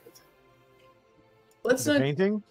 Yeah, the caricature they did of us, No. just to see if that might be part of what's trapping us within this. Well, it kind was of weird. only you and me. Huh? It was only you and me. Yeah, but I don't know if maybe he just needed something as a focus, but he also didn't know about Puck and Xanth, or he didn't interact with him directly while we were doing that. Did we find? I know we have that one, but did we find any other pictures that could have been Xanth and Puck in there? I think she just saw pictures of the orc. Except now she's in this picture. Correct. Can I Well, choose the pose that I'm in? Is Puck like giving us the thumbs up? Yeah, Or yeah. is it like, oh no? She doesn't seem kind of- animated. It's just an image of her on the beach, But do I get near to the choose image pose? of the orc. But do I get to choose the pose? Because I can do some good poses. All right. Can I go check on Tilly? I'm gonna She's throw still Tilly laid in the out on paint- the couch, looking pretty rough. Throw Tilly in the painting. I'm gonna hurt her. Tilly, what do you? No, but if the mimic is hurting her and she goes in the painting, the mimic's not hurting her anymore. She's in the painting. Okay. I will gently lower her into Well, the yeah, I said throw. I didn't mean like actually throw. Sure. I mean, Pick her up by the scruff and deposit throw her into into the the painting. Deposit Tilly into the painting. All right. I just kind of look at Xanth and just slowly lower Tilly through the painting and hope that Puck is able to catch her on the way down.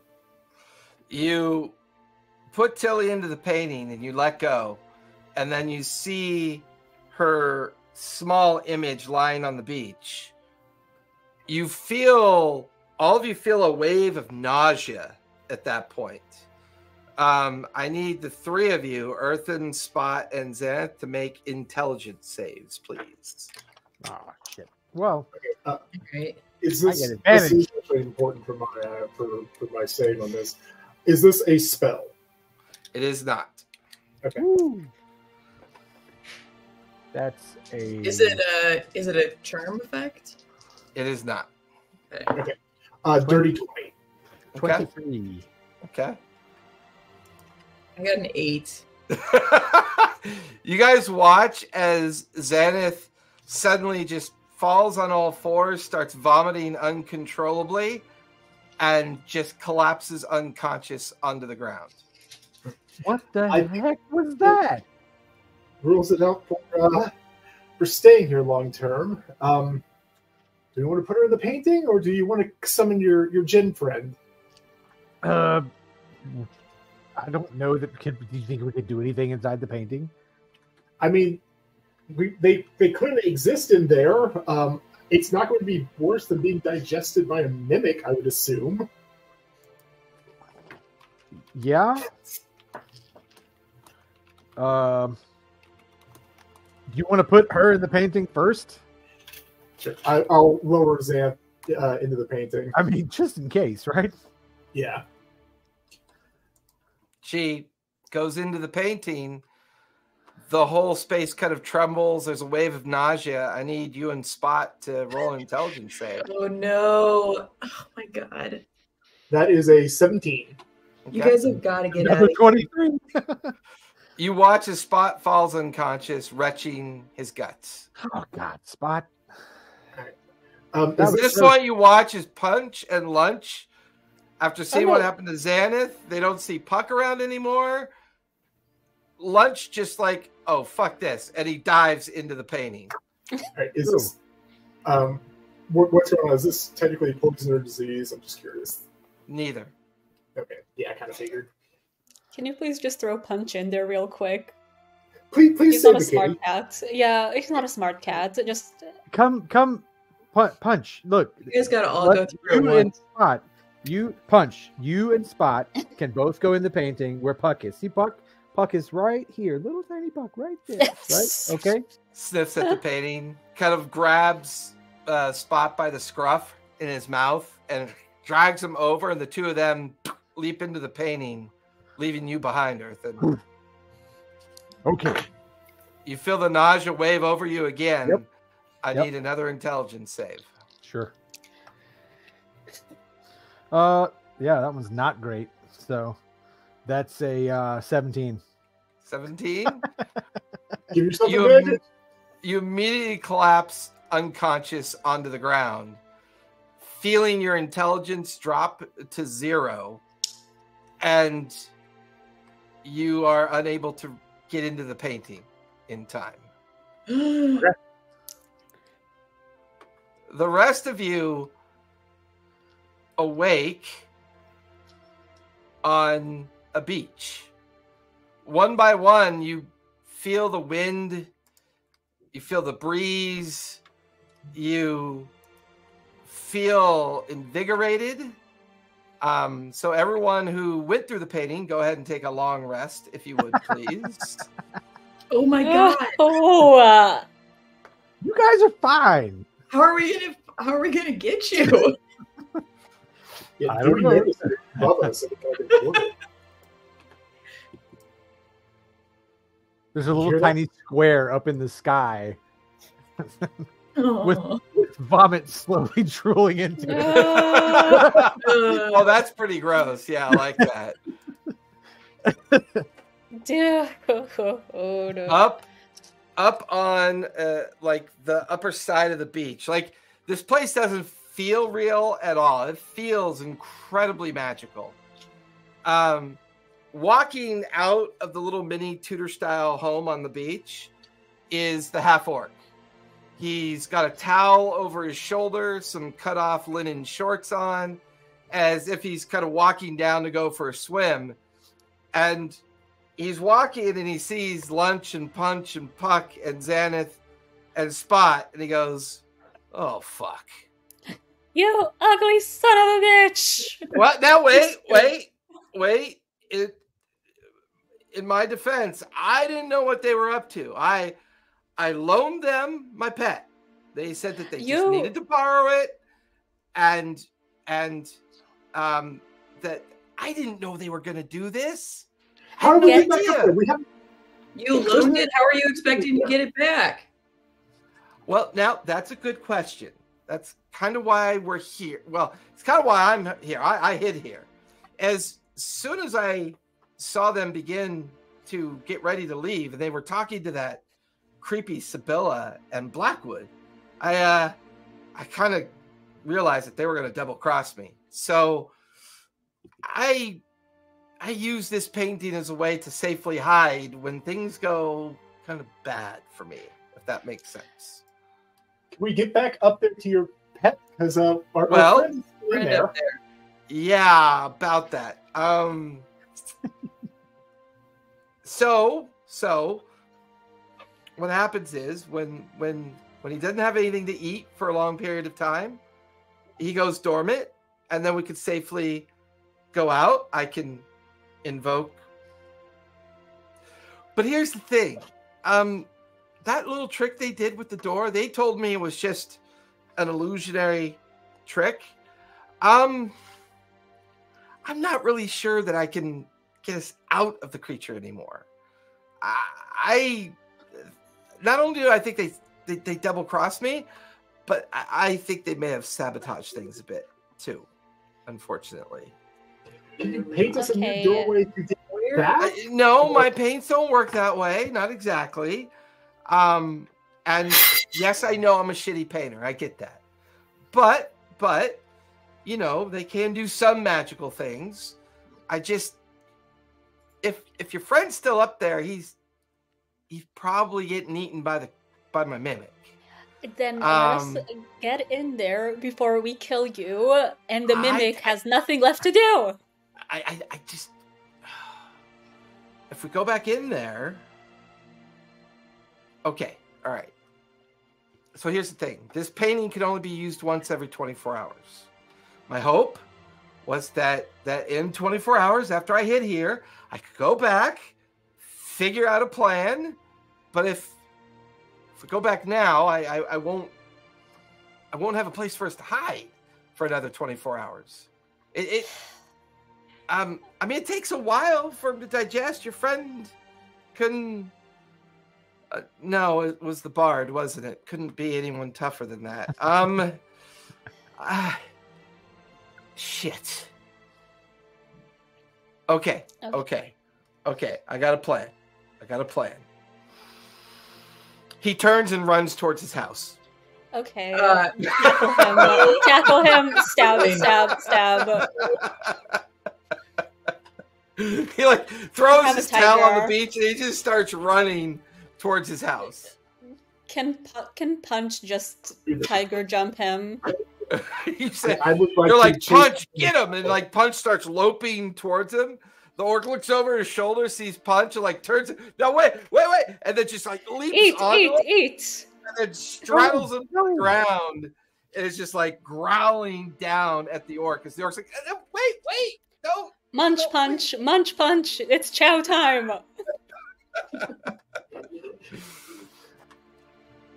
Do you have anything to send one of us Punch back? currently has him pinned on the beach. And he just said, me back, I can drag him through. I'm a very tough kitty. I'm not real worried about being digested in the time it takes to pull that, glass cannon of ours back through a portal. A glass cannon. Here's the question. Even if we pull him back here, can we plane shift out of this spot? Can we? I'm going to talk to the orc. Can we? You come over. It's like he's pinned underneath Punch, and he sees you walk over, and he's like, "He's not really going to eat me, is it? I mean, it's." Oh, it will. So keep talking, because he likes him chatty. Okay. I'm okay. All right. I can see we're all a little upset. I can see that we all have concerns, and I am here to listen to these concerns. Okay. Can we plane shift out of this location? Maybe. I've never actually tried. I don't really know how to do that. I'm not an actual wizard. I just look. I used to clean houses in Oh Nicodranus. God, no, we don't have time for Okay, your life no. story, man.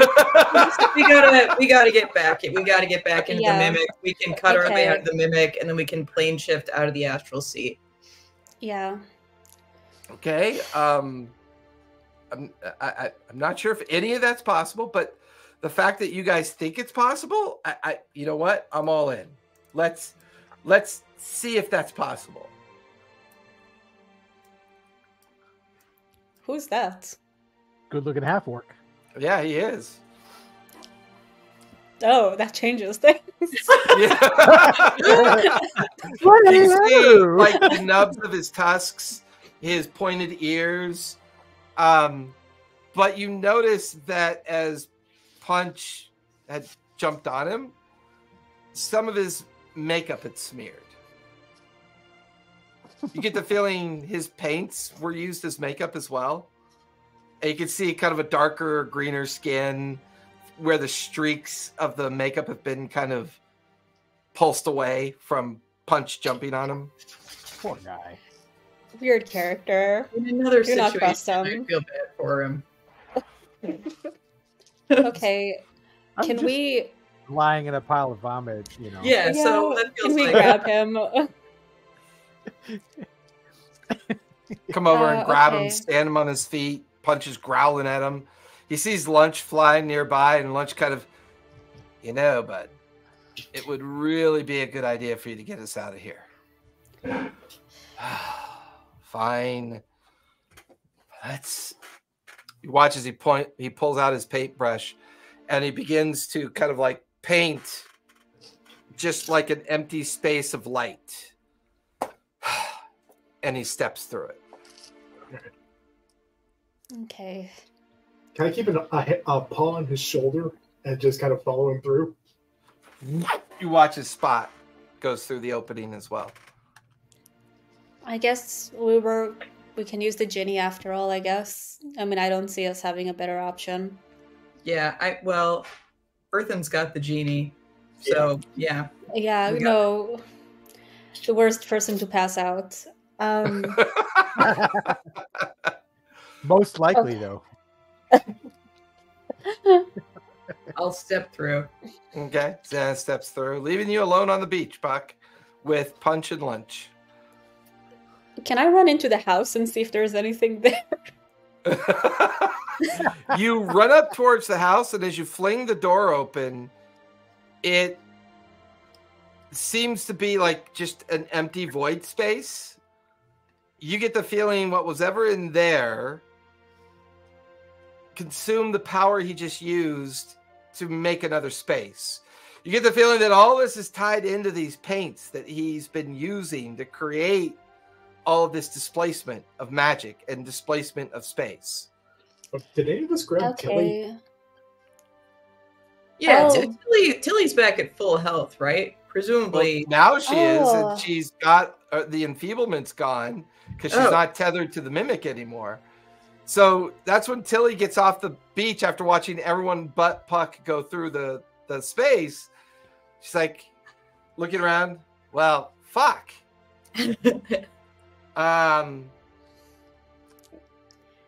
Excuse me, Puck, right? Yeah. Where the fuck are we? What? We were inside a mimic, and now we're in a pocket dimension that will probably crumble soon unless we go into this thing. If you know how to get back or anything about what I've just said, that would be the time to say it. You know what? I'm just gonna take your word for it. And she walks through the space. She just like no, and she steps through the space that everyone else stepped through. Okay, I'm gonna take a bit of sand with me just because I'm curious to see what would happen to it, and then I go to the paint with my animals. Okay. All of you wind up, including the what was the name he went by? Let me pull up my notes. I think I only ever just wrote down the artist. Donegan. Yes, Donegan. I did write it down. Yeah. Donegan is standing there. You're all there, and there's an unconscious, emaciated, mostly starved looking Earthen lying in his own kind of like piss, shit, and vomit at this point. Oh God! He looks like he's almost dead. Okay, I'll hit him with a heal, which is 70 hit points. Okay, wait. Look, before you do that, this damn thing's going to try to tether itself to something else. So we need to come up with a plan. We have to do something.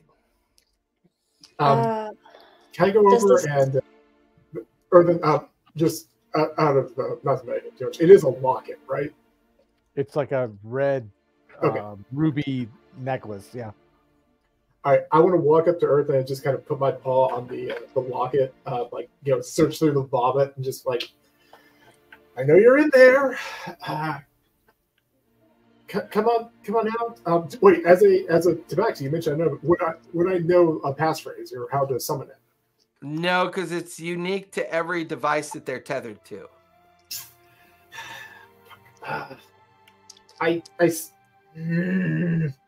Open Caraway. Did he say anything about? This is in character, but yeah. He said the genie had to be welcomed into the world. I wonder if it has to be a deal. I wonder if Earthen has to do it to get the favor. I think it should be him. If we can wake him up, then he can do it. Can I see what happened to the sand from the other world? Is it still sand? No, it's globs of paint in your hand. Oh. Is it still magical? It doesn't seem to be, no. Okay. I'm going to try that, though, just hand on the paw. So just like, we welcome you here. Nothing happens. We need to wake up Earthen. Tilly, is there a way that we determine who or what the mimic fixes to? Or will it just fix to the djinn if they're the last to leave? I don't know. It's his pet, not mine. All right. I didn't realize. Are you trying to tell me we're inside of a mimic? We're inside a mimic right now, Tilly. In the astral sea. Oh, I see what. Those conniving evil bitches. I wondered why they invited me here. This is your pet. And the half-orc goes, yeah, it's mine. It's mine. I was the tether. I'm the one that they were trapping here long enough to leave and keep the four of you trapped here with me. As long as I was being tethered to it, the creature was going to slowly consume me and drift continuously through the astral. You know what? We've got to get out of here. Well, more importantly, your bard friend's dying, so we got to figure that part out too. Yeah. I'm gonna hit Earthen with a heal. Do you know how they tethered you? It physically heals him, but his intelligence is a 1. All right. So he's unable to communicate. I'll take Greater Restoration. Which restores him to his normal self. But as soon as you're restored, Earthen, and you feel yourself come conscious, you're covered in your own mess, and you see everybody, including Tilly, and you see the painter, and everyone's back looking down at you. I need you to make another intelligence save, if you would, please. What the actual... Huh? How did I roll the same? No, it's a 9. Okay, that's a 14. 14. You watch as he goes unconscious again. Eyes roll back up in his head. Okay. How did they tether you? Honestly, I don't know how they did it. It just only makes sense because if they've double-crossed him and they essentially stole his pet for the purposes of trapping you, I guess the better question is, why were they so interested in you? Why did they... This feels like they wanted you guys. Can I talk to that picture and just see if there's any way to switch the mimic's target? Like, is it literally just whoever's last in here? No, it's pretty much as soon as it's not tethered to something, either by consuming it to the point it dies, anything inside of it has to make an intelligence save. If the intelligence save fails, it becomes tethered to you. And then it consumes you until the next person, and then the next person. Let me ask this, just because I have an idea, and I'm already not great at intelligence. Can I force it to tether to me? Can I knowingly fail a check just because I'm going to constantly regenerate hit points and I'm the tank of the group, so that I can at least buy time for Earthen?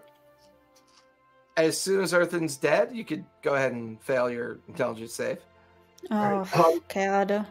If we were to, does anybody have a way of bringing Earthen back? Does anybody have Spare the Dying or anything? Or I have Spare the Dying. That'll just keep him stable at 0 hit points. Dying will just let me not die. Yeah, but I mean, it's like what I assume it's like once he hits 0 hit points, the spell is broken. Possible. Then I think then it happens to someone else, right? I want to again. I'm trying to fail because Spot is willing to fail. It'll tether itself to him. No, but we don't want Spot to die either. That's the point. We want the orc guy to die. What if we hack our way out? The last person pulls Earthen out, so no one's making intelligence saves because he's the last person out. Yeah, about hacking your way out, that's pretty much impossible. The creature's like, have you ever, you know anything about purple worms? Oh, not them again. It's a lot like a purple worm, only it's kind of, look, like I said, when I was cleaning this wizard's house for years, the wizard finally died. He left all this shit around. So I grabbed some paints, I grabbed some other things, and over the years I kind of learned how these things worked and just been kind of scamming my way through life ever since. I didn't expect this to happen, to be honest with you. I mean, as much as sorry that it happened. Do I have salt? Are you trying to make me more delicious? They always know my plans. Salt, a little bit of thyme, a little bit of oregano. No, because you mentioned the purple worm. If anybody has salt, it would be Spot from his cooking supplies. Yeah, I'm sure I probably do in there. Can I get some salt, please? Or can you just throw salt at the purple wound? All right, I'm going to take a pinch of salt out of my cooking kit and just fling it at the wall where I was digging at it with my claws. It kind of causes the latest wound that was created to kind of fester a bit and bubble almost like hydrogen peroxide. But it doesn't. It's not nearly enough to affect this thing. Can we try? Wait, you still have. You have the summon waves, right? I do, and I can do sea water deluge. Okay, can I do freedom of? And I can also Can I do freedom of waves as because I can do it like a tornado type thing? Can I try to make the tornado go forward like a drill? Oof, man, and have it be sea water. Everything you can to avoid that genie. I love it. We can't use them right now. It helps that Earthen's out cold too. Yeah. I like this. This is okay. So you guys watch as Puck summons the deluge of salt water and forms it and manipulates it into like a forceful jet stream of water, and just at the wound that Spot has created where the door used to be. I'm gonna make a roll. Okay. I gave it a concentration save that it failed. As the salt water slams into the vulnerable spot, you feel the entire interior of the place kind of warp and crumble. You watch as the wall facade begins to break, And before long, you're seeing more of the interior of the creature. There's a great kind of gurgling noise from deep below your feet as this green and yellow bile begins to build up and force itself underneath all of you, like ejecting you out of the creature. As all of you come tumbling out and spinning, you immediately notice that Earthen's eyes open with kind of shock and surprise. Earthen, you're conscious with all of your intelligence back. 1 hit point, however. You guys are all now free floating in the astral sea around this massive 300-foot long purple worm that you were just spewed out of. Ooh. Okay. Dimension door. Are you capable of doing dimension door right now? I can That'll just get them 500 feet in a single direction. I I didn't can get a do, rest. I can do plane shift now. Oh, You can get out okay. of Plane shift. Where you're going back to the material plane? Yeah, that's the Do plan. you know where you want to go?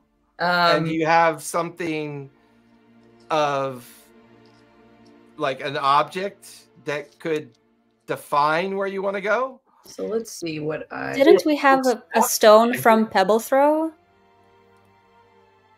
So I just need a forked metal rod worth at least 250 gold pieces attuned to a particular plane of existence. So that'll get you to the material plane. Mm-hmm. And it says I can specify a target destination in general terms, and I'll appear near that destination. Correct. Or if I know of a teleportation circle, then I can go there. There's that possibility as well. So, I mean, you kind of know about the lighthouse beacon on Dragon's Breath Island. yeah, I think probably would go to Drag, because that's relatively close to the island where Mason is, right? That's Yeah, like not only that, it gets you past the veil. yeah, I think that's where we would try and plane shift. And I guess the orc can come. Then you feel free to leave him. Me and up to 8 willing creatures, so it's gonna be me, Puck, Punch, Lunch, Spot, Earthen, Tilly. Okay, and the orc can come. Okay. At that point, you notice that Xanath is quickly spinning up the plane shift ability. While she's doing that, Yeah. I welcome you. But why? Why? You could've We're saved leaving. it. You stay in here. We're leaving. So, as Xanath does the plane shift, just as she's about to wrap up the incantation, Earthen's holding the emblem. I welcome you. And just as the genie pops into existence, all of you pop out of existence, and you hear, "Oh, I'm gonna fucking kill," and then and everything's gone. And before long, you are now lying, like you're kind of in a lying and sitting position on kind of like a rocky outcropping. You can see cliffs around you. You can see it feels like you're on an island of sorts. You start looking around and you're like, the half orc is getting up, Tilly's getting up, and where are we? Dragon's Breath. Oh, Don't you have a map? and is that a particular play? I'm sorry, I don't actually. As interesting as the whale ride was, I wasn't planning on staying tethered to the veil. I mean, where are we? We are beyond the veil. We did it. Kind of Oh. disbelief. Are we beyond the veil? We just know we're on a rocky island somewhere. You're like in a rocky landscape with a nearby swamp. You could see like a cliffscape off in the distance, and you could see a freestanding structure that looks like an old, dilapidated lighthouse. not too far off in the distance. Of all the goddamn ways we could have gotten here.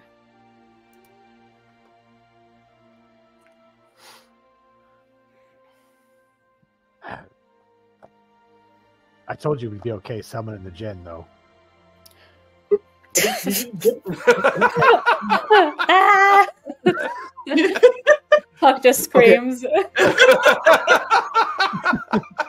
But I gotta say, as a creature of pure chaos, that was pretty fucking baller, man. That was. I don't like this friendship. Go back to being enemies. We were always frenemies. Yeah, the frenemies part was important to me. Well, you know, the parents got in a fight, and I'm being cool dad now, so... Oh, boy. Don't worry about it. We're still crime friends. It's like, I'm still going to steal from Earth, and every chance I get, I want to pick his pocket with my tail as I say this. Give me a sleight of hand. That is a 26.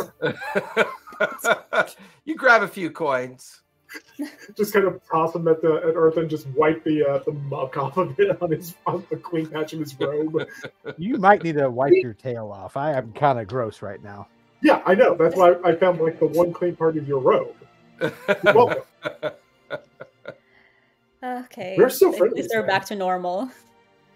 Yeah. Still, that was it's good to know, like, there is someone here that rivals me in chaotic energy, because, I mean, I was going to, like, give him what he wanted. I was going to be like, hey, man, got a real big favor. I will give you something that you desperately want, and it'll be really cool for my friend here. I did give him what he wanted. He just wanted to be where I was.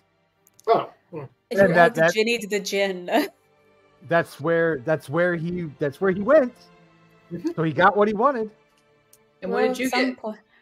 I don't know. he got to be more chaotic than him, and then have that in your songs. Wait, guys. Again, I don't really know a whole lot about humans. I don't mean this in the meaning way. You guys are basically monkeys, right? Has anyone checked Orphan's hands and seen if any of them have curled up? Because he did just kind of do a monkey's paw wish.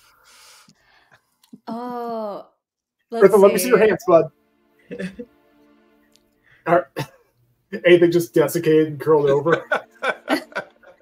Well, next time you judge my choices. Hey, what did I lose out of that? Eventually, yeah, no. Well, you know what? Maybe that was a good thing to do. I don't know. Can we figure out what to do with this fucking guy? And I'll point at the orc before he gets away. It doesn't work. I mean, we're on it. Let's just let it go. What's he gonna do here? Well, he might know. Yeah, how long have you been traveling with Sibylla and the rest? Oh, not long. I was just supposed to do this one gig for them. And they were going to pay me. What was the gig? Well, we were the gig. Yeah, kind of. You guys were the gig. And what was the job? What did they say to do? That I just had to loan them my pet, and long enough to keep you guys trapped. And once you guys were trapped, they were going to pay me. That was all that was supposed to happen. And you didn't ask any questions about why? They were going to pay me a lot of money. You guys are asking a guy that just stole a bunch of shit from a dead wizard and tried to make it work. Well, I didn't really technically steal it. I mean, he was dead, so it's not like it was going to be used for anything. Okay, you looted a bunch of shit from a dead wizard. Thank you. That is Can I do detect thoughts while he's being interrogated?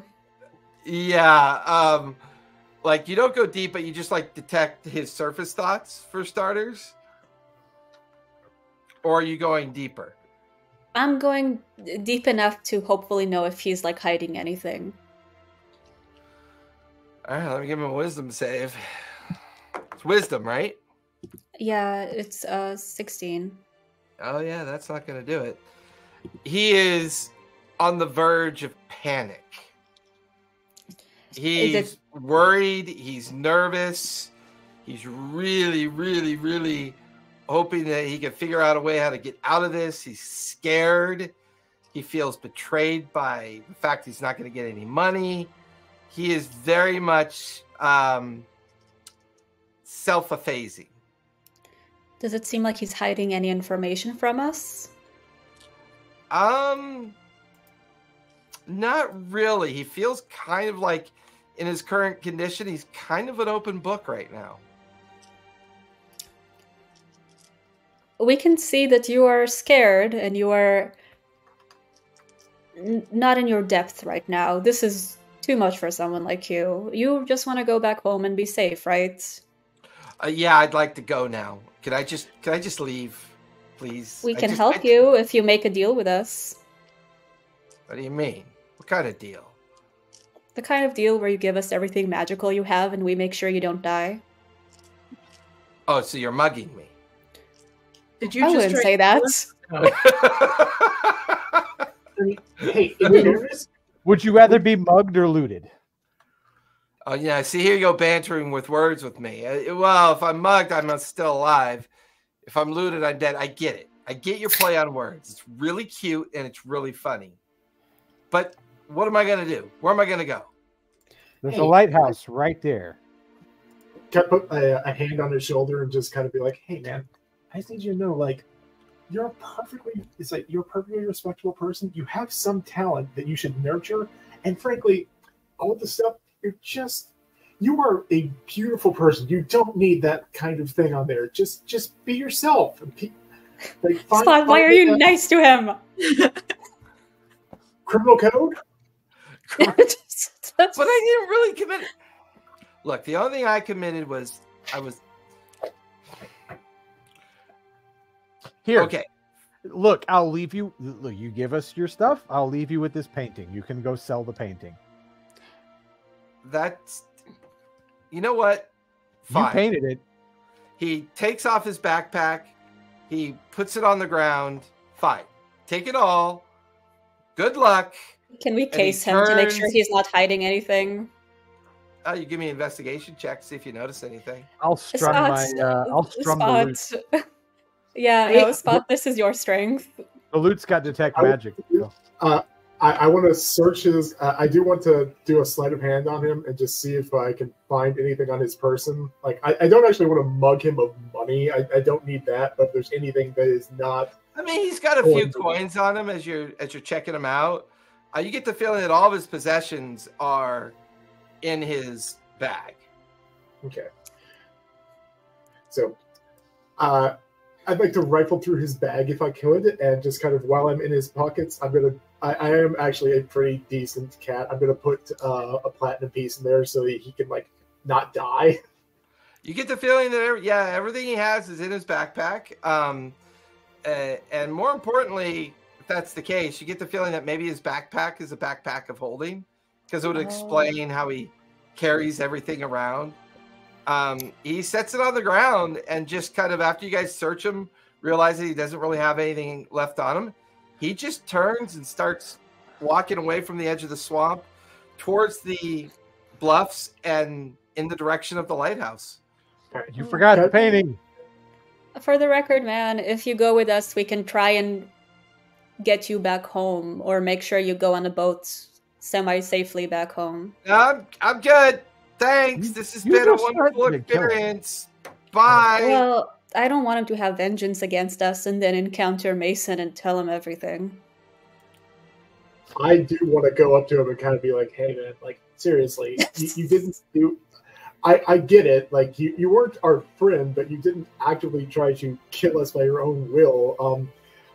I'm going to give him all of my rations and, again, some money so that he can actually, like, live. So it's like, here's a couple of platinum and all the food. I'm sure there's plenty of shops on a deserted island. Do you have anything you can defend yourself with? Do you need some? This guy tried to kill us, and it doesn't seem about it. I like how the religious zealot is completely unforgiving. I like for real. I'm like, would Xanth just moonbeam this guy? Like, he actively tried to kill us. He was like, coerced into it by people that tried to kill him. He So, wasn't coerced. He He was wasn't paid. coerced. He was supposedly paid. all That's right. the difference. All right. He just does. I don't get a read on him as an evil guy. Like, you know, Of course, he's- you're chaotic. yeah, exactly. Earthen just double-crossed the Jinn, and you're willing to forgive a guy who was paid because someone tried to permanently trap you and have you get consumed by an astral mimic. So he's Okay. probably an okay guy. Yeah, no, we can call him one more time. Are you sure? Because you're a lot less likely to die if you come with us for a bit, but we don't care. No, that's okay. Thanks. I'm good. I'm gonna cast sending to him and say, I know how to find you wherever you are. If you betray us, you will die. So Yes, Oh. thank you. There's like You kill one not turtle. that it's a and word. suddenly you're just like, Yeah. kill them all. Yeah, it's not exactly like a word, but you can literally hear him like kind of gulp, you know, like you can tell that he's like, fuck, you know, and I understand. And he just kind of picks up the pace and starts walking away quicker. all right, I'm definitely stealing the backpack of holding. Go for it. All right.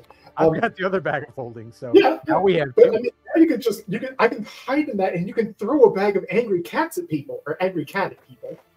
This Okay. Earthen, what we Tilly's have, like, okay, so what just happened?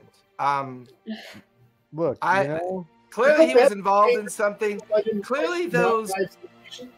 people at the dinner party used me with the intent of killing you guys? Was that their It intent? looks like that, yeah. Kind of what it looks like, Tilly. You want to hang out with us? Well, yeah, this has been an interesting. This has probably been one of the most interesting trips I've ever been on. So yeah, I'm gonna hang out with you guys. But why couldn't you just whisk us back to Nicodranus? Why here? We've been trying to get here for, what, 3 weeks? A month? like 2 months. close to 2 years. Yeah. Yeah. Yeah. Yeah, in These no last time. 2 months, it felt like 2 years. Yeah, absolutely. Oh, well, I mean, but why here? What are you guys trying to do? What were you trying to do here? Oh, I was just gonna do some study. I wasn't intending to come to this island. There was a different island I was hoping to get to. I'm a botanist. I study plants and animals. That's what I do. And then I learn about them, and then I take samples of them, and I sell those to wizards who are interested in conducting familiar spells. Well, you'll have a lot That's to kind of how I study met here. these guys. I was in Marquette. Hey, do you guys know someone by the name of Mannheim? Absolutely. Well, that's who I was supposed to meet in Marquette. They were supposed to give me their order of biologicals and flora and fauna they wanted me to collect for them. They said that they were willing to pay top gold for certain samples of creatures from beyond the veil. I'm naturally inquisitive to things.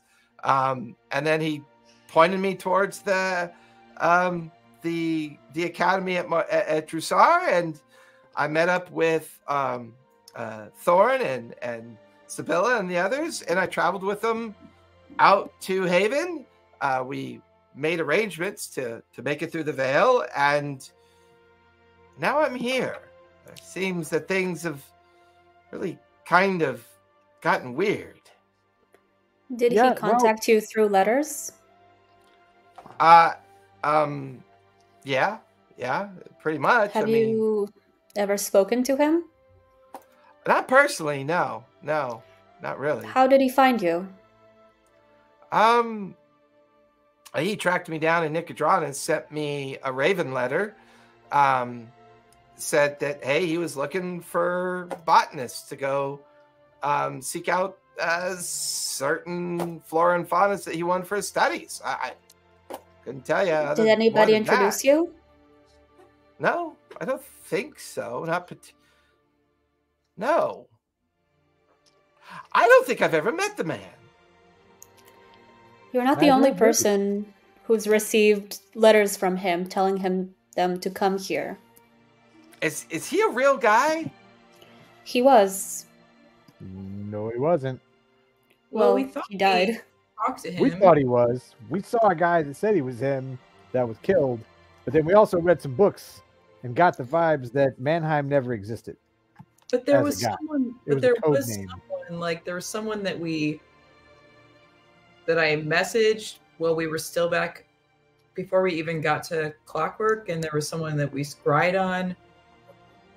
So who there was was that? someone who called himself Mannheim, who went on the trip before us, and then disappeared, went mad. When did you get those letters?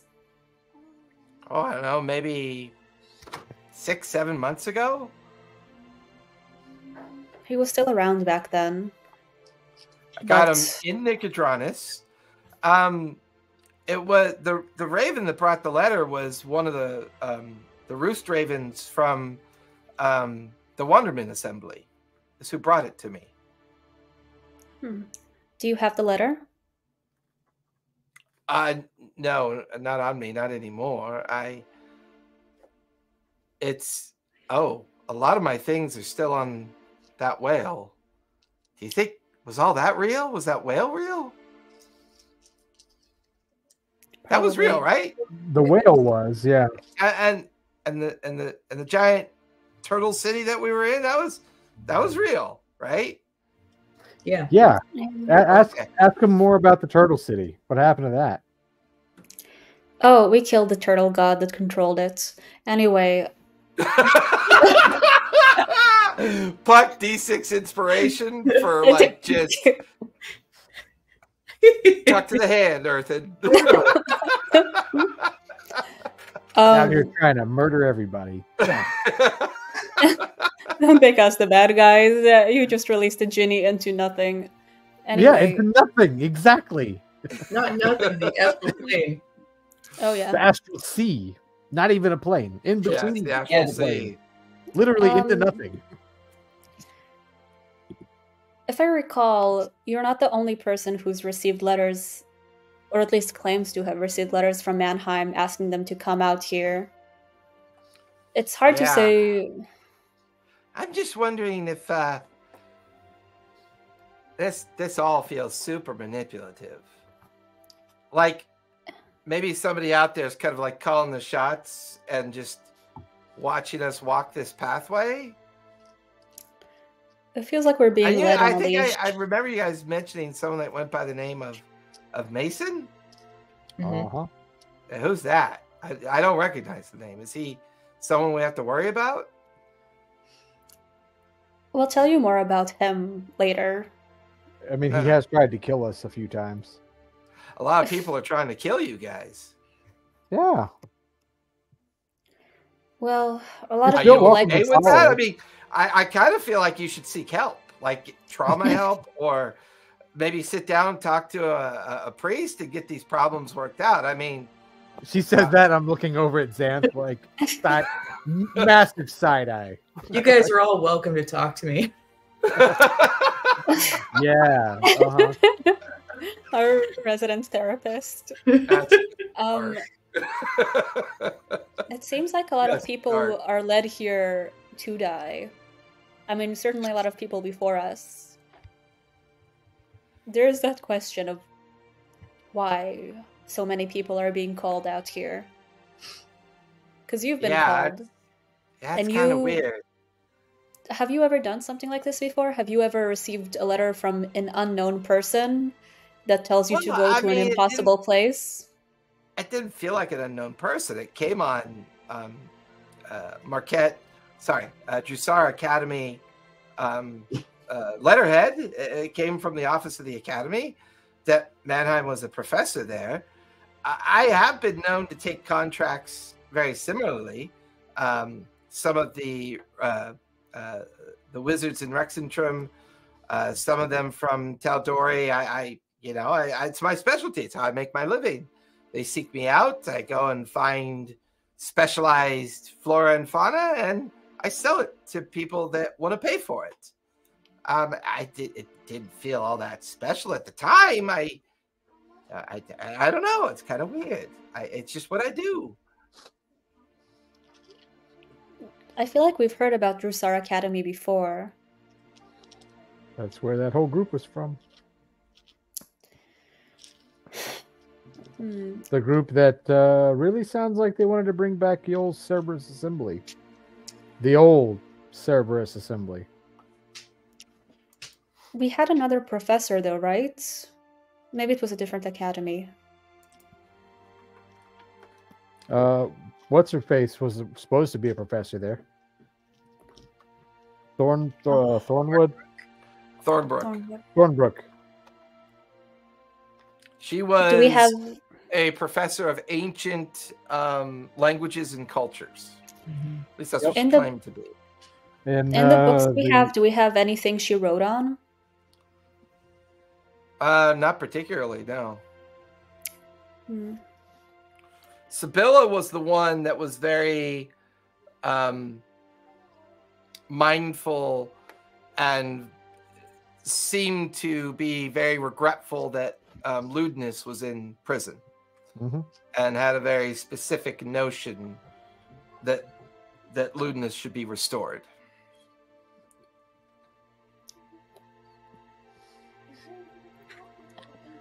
That's not a good idea. Why would the Wanderman Assembly send us out here and then presumably try and have us killed? Right? Well, at least everyone we were at that party with was telling us they had been summoned by Mannheim. Maybe that was all lies. What's in the vault?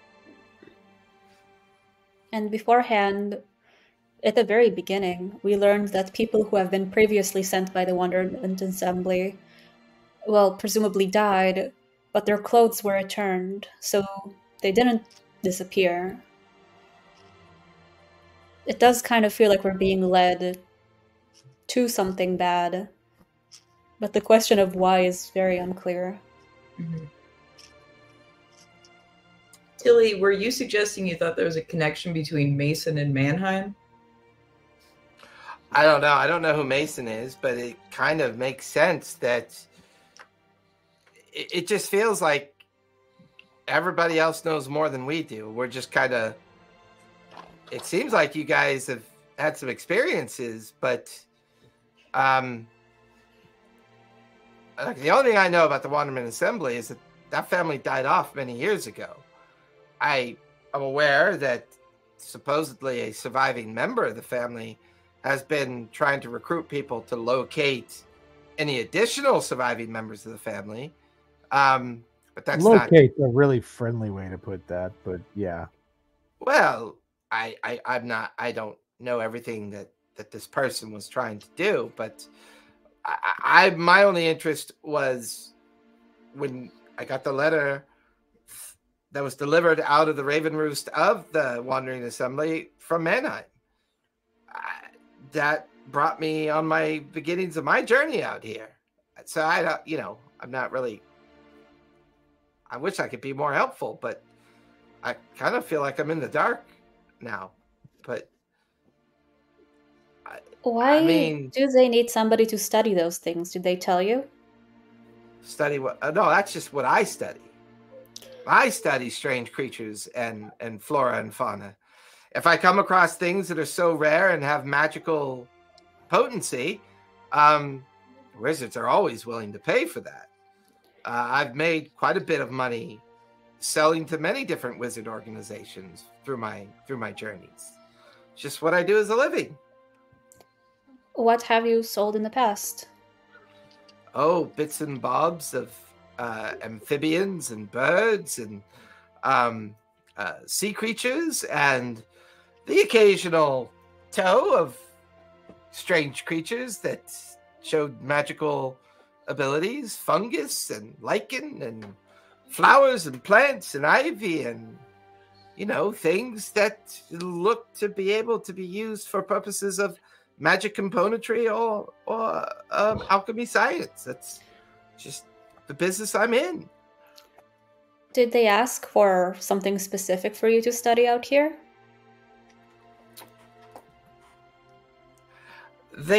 Well, in the message, it did say that they were very much interested in any pearlescent material that could be metallic in nature and also exhibit signs of magic.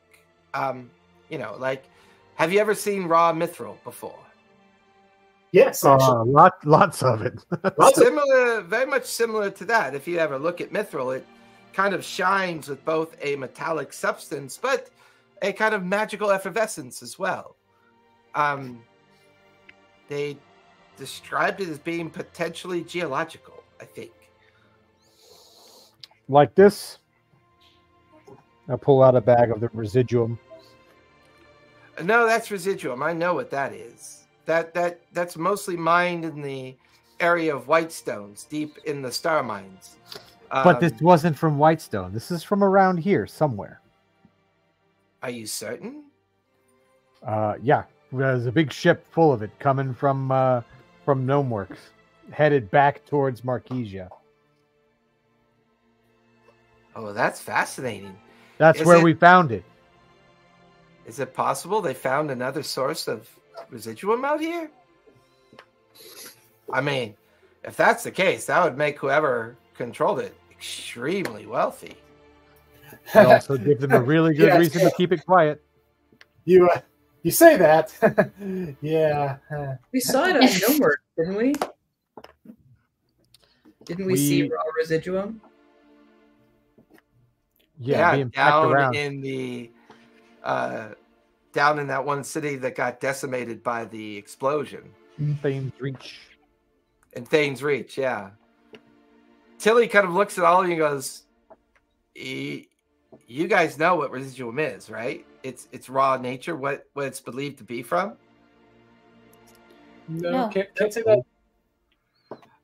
My understanding is that over the millennia of the existence of Exandria, it's believed that stars fall from the sky. Sometimes they're referred to as meteorites or meteors. It's believed that they are rare star objects that have crashed into Exandria. And over the years, as the magic of these meteorites decay, they give off this kind of residual energy that kind of turns into this residuum dust. And by harvesting it, it will eventually lead you to one of these fallen stars. I know in Vasselheim, they often refer to meteorites as tears. In other cultures, they refer to meteorites as beacons. Some cultures, they refer to meteorites as magical superstitions. We know them to be drifting chunks of bits of stars that have fallen to the world. No one really understands their source completely. Some think they're the remains of dead planets, dead stars, dead gravity wells that drift amongst the astral sea. There's lots of conjecture that people seem to think that they know where they're from. Why would anybody want to find a star like that? Oh, well, there's in Vasselheim, there's a telling of a tale that during the time of calamity, the god Beelmut wept a tear. This tear fell to the world and prevented the collapse of Vasselheim and prevented the conclusion of calamity. Became a bit, they referred to it as the Tear of Hope or the Beacon of Hope. Some people believe that there are 9 of these things that have fallen to Exandria over a great period of time. Bit of a superstition, right? 9 prime deities, the 9 betrayer gods. There's always a bit of religion and superstition beyond these kind of Who is things. Biamu? I point to the lighthouse. But wait, who is Biamu? Bahamut. Bahamut, Bahamut. the platinum dragon. One of the greater deities of the world. One of, I guess you would call them, of good mortality and morality. One of the prime deities that certain orders do follow. Not all that different from Cord and others that gods have followed. It's believed that when the 9 primes wept for the loss of their children, they wept these 9 stars, these 9 beacons, these 9 stones of hope. They fell across Exandria, and then they sealed the celestial gate, protecting the children of the world for all eternity. It's a mix of religious doctrine and religious understanding. Some believe it, some don't. I think it depends on your perspective. Why Bahamut? Is one of the more powerful influences in Vasselheim. It's the single greatest and largest temple in Vasselheim. At the time of Calamity, it was the prime deity that most of the population of Vasselheim believed in. Calamity being close to 1,000 years ago now. Do we know anything about him? Has he showed up before? Not for us. He would be like, he would be a well-known deity, though, right? Yeah, you guys know that almost every major city in Exandria has a dedicated temple. It's a sanctioned prime deity. It's more heavily worshipped in Vasselheim because Vasselheim's a bit more of a religious center to Exandria. But there's a common history, a common understanding of Bahamut and the priests and Templars that follow Bahamut. So they're a known entity to you. But whether you believe in the religion of Bahamut is kind of, the platinum dragon. Sister or brother of Tiamat, right? It's said that the platinum dragon is the antithesis to Tiamat. Yeah. That where Tiamat's reign during Calamity or attempt to come into the material plane during Calamity, Bahamut supposedly prevented that from happening. The Calamity itself was pretty much a great presentation of a massive war that took place across all of Exandria. But a lot of that has fallen to lore and myth and to kind of like the darkness of history that people either some believe, some don't. But it is curious listening to Tilly talk about these 9 beacons and these relevant beacons that have come up recently in conversation. More importantly, it's not limited to this world. As you remember, the one guy that had plunged through a rift, and when you traveled back with him to experience his world through the dreamscape, the realization of a beacon on the Moonshae Isles of a world called Terrell. So these are transcendental myths that seem to also occupy other worlds as well. But they could also be very powerful items. Good to break. And with that, you guys kind of all sit and look up at the cliff, at the lighthouse, the slowly disappearing figure of the orc, the half-orc, until he just begins to tell you the entirety, like the entire tale that she understands to be about the prime deities, the celestial gate, and all the religious connotation, which Xanath is mostly aware of for the most part. And that's where we're going to stop for tonight, as it feels like a good spot to break. You guys go ahead and linger. We'll talk about our next session next weekend. Everybody else, thank you for coming out. We really appreciate it. Be safe, be kind, and don't forget to play a game, and we will see you guys all next Sunday. Bye, everybody. Where does that time go? I swear to God, it feels like it just flies. These are Absolutely spirit buy. fingers.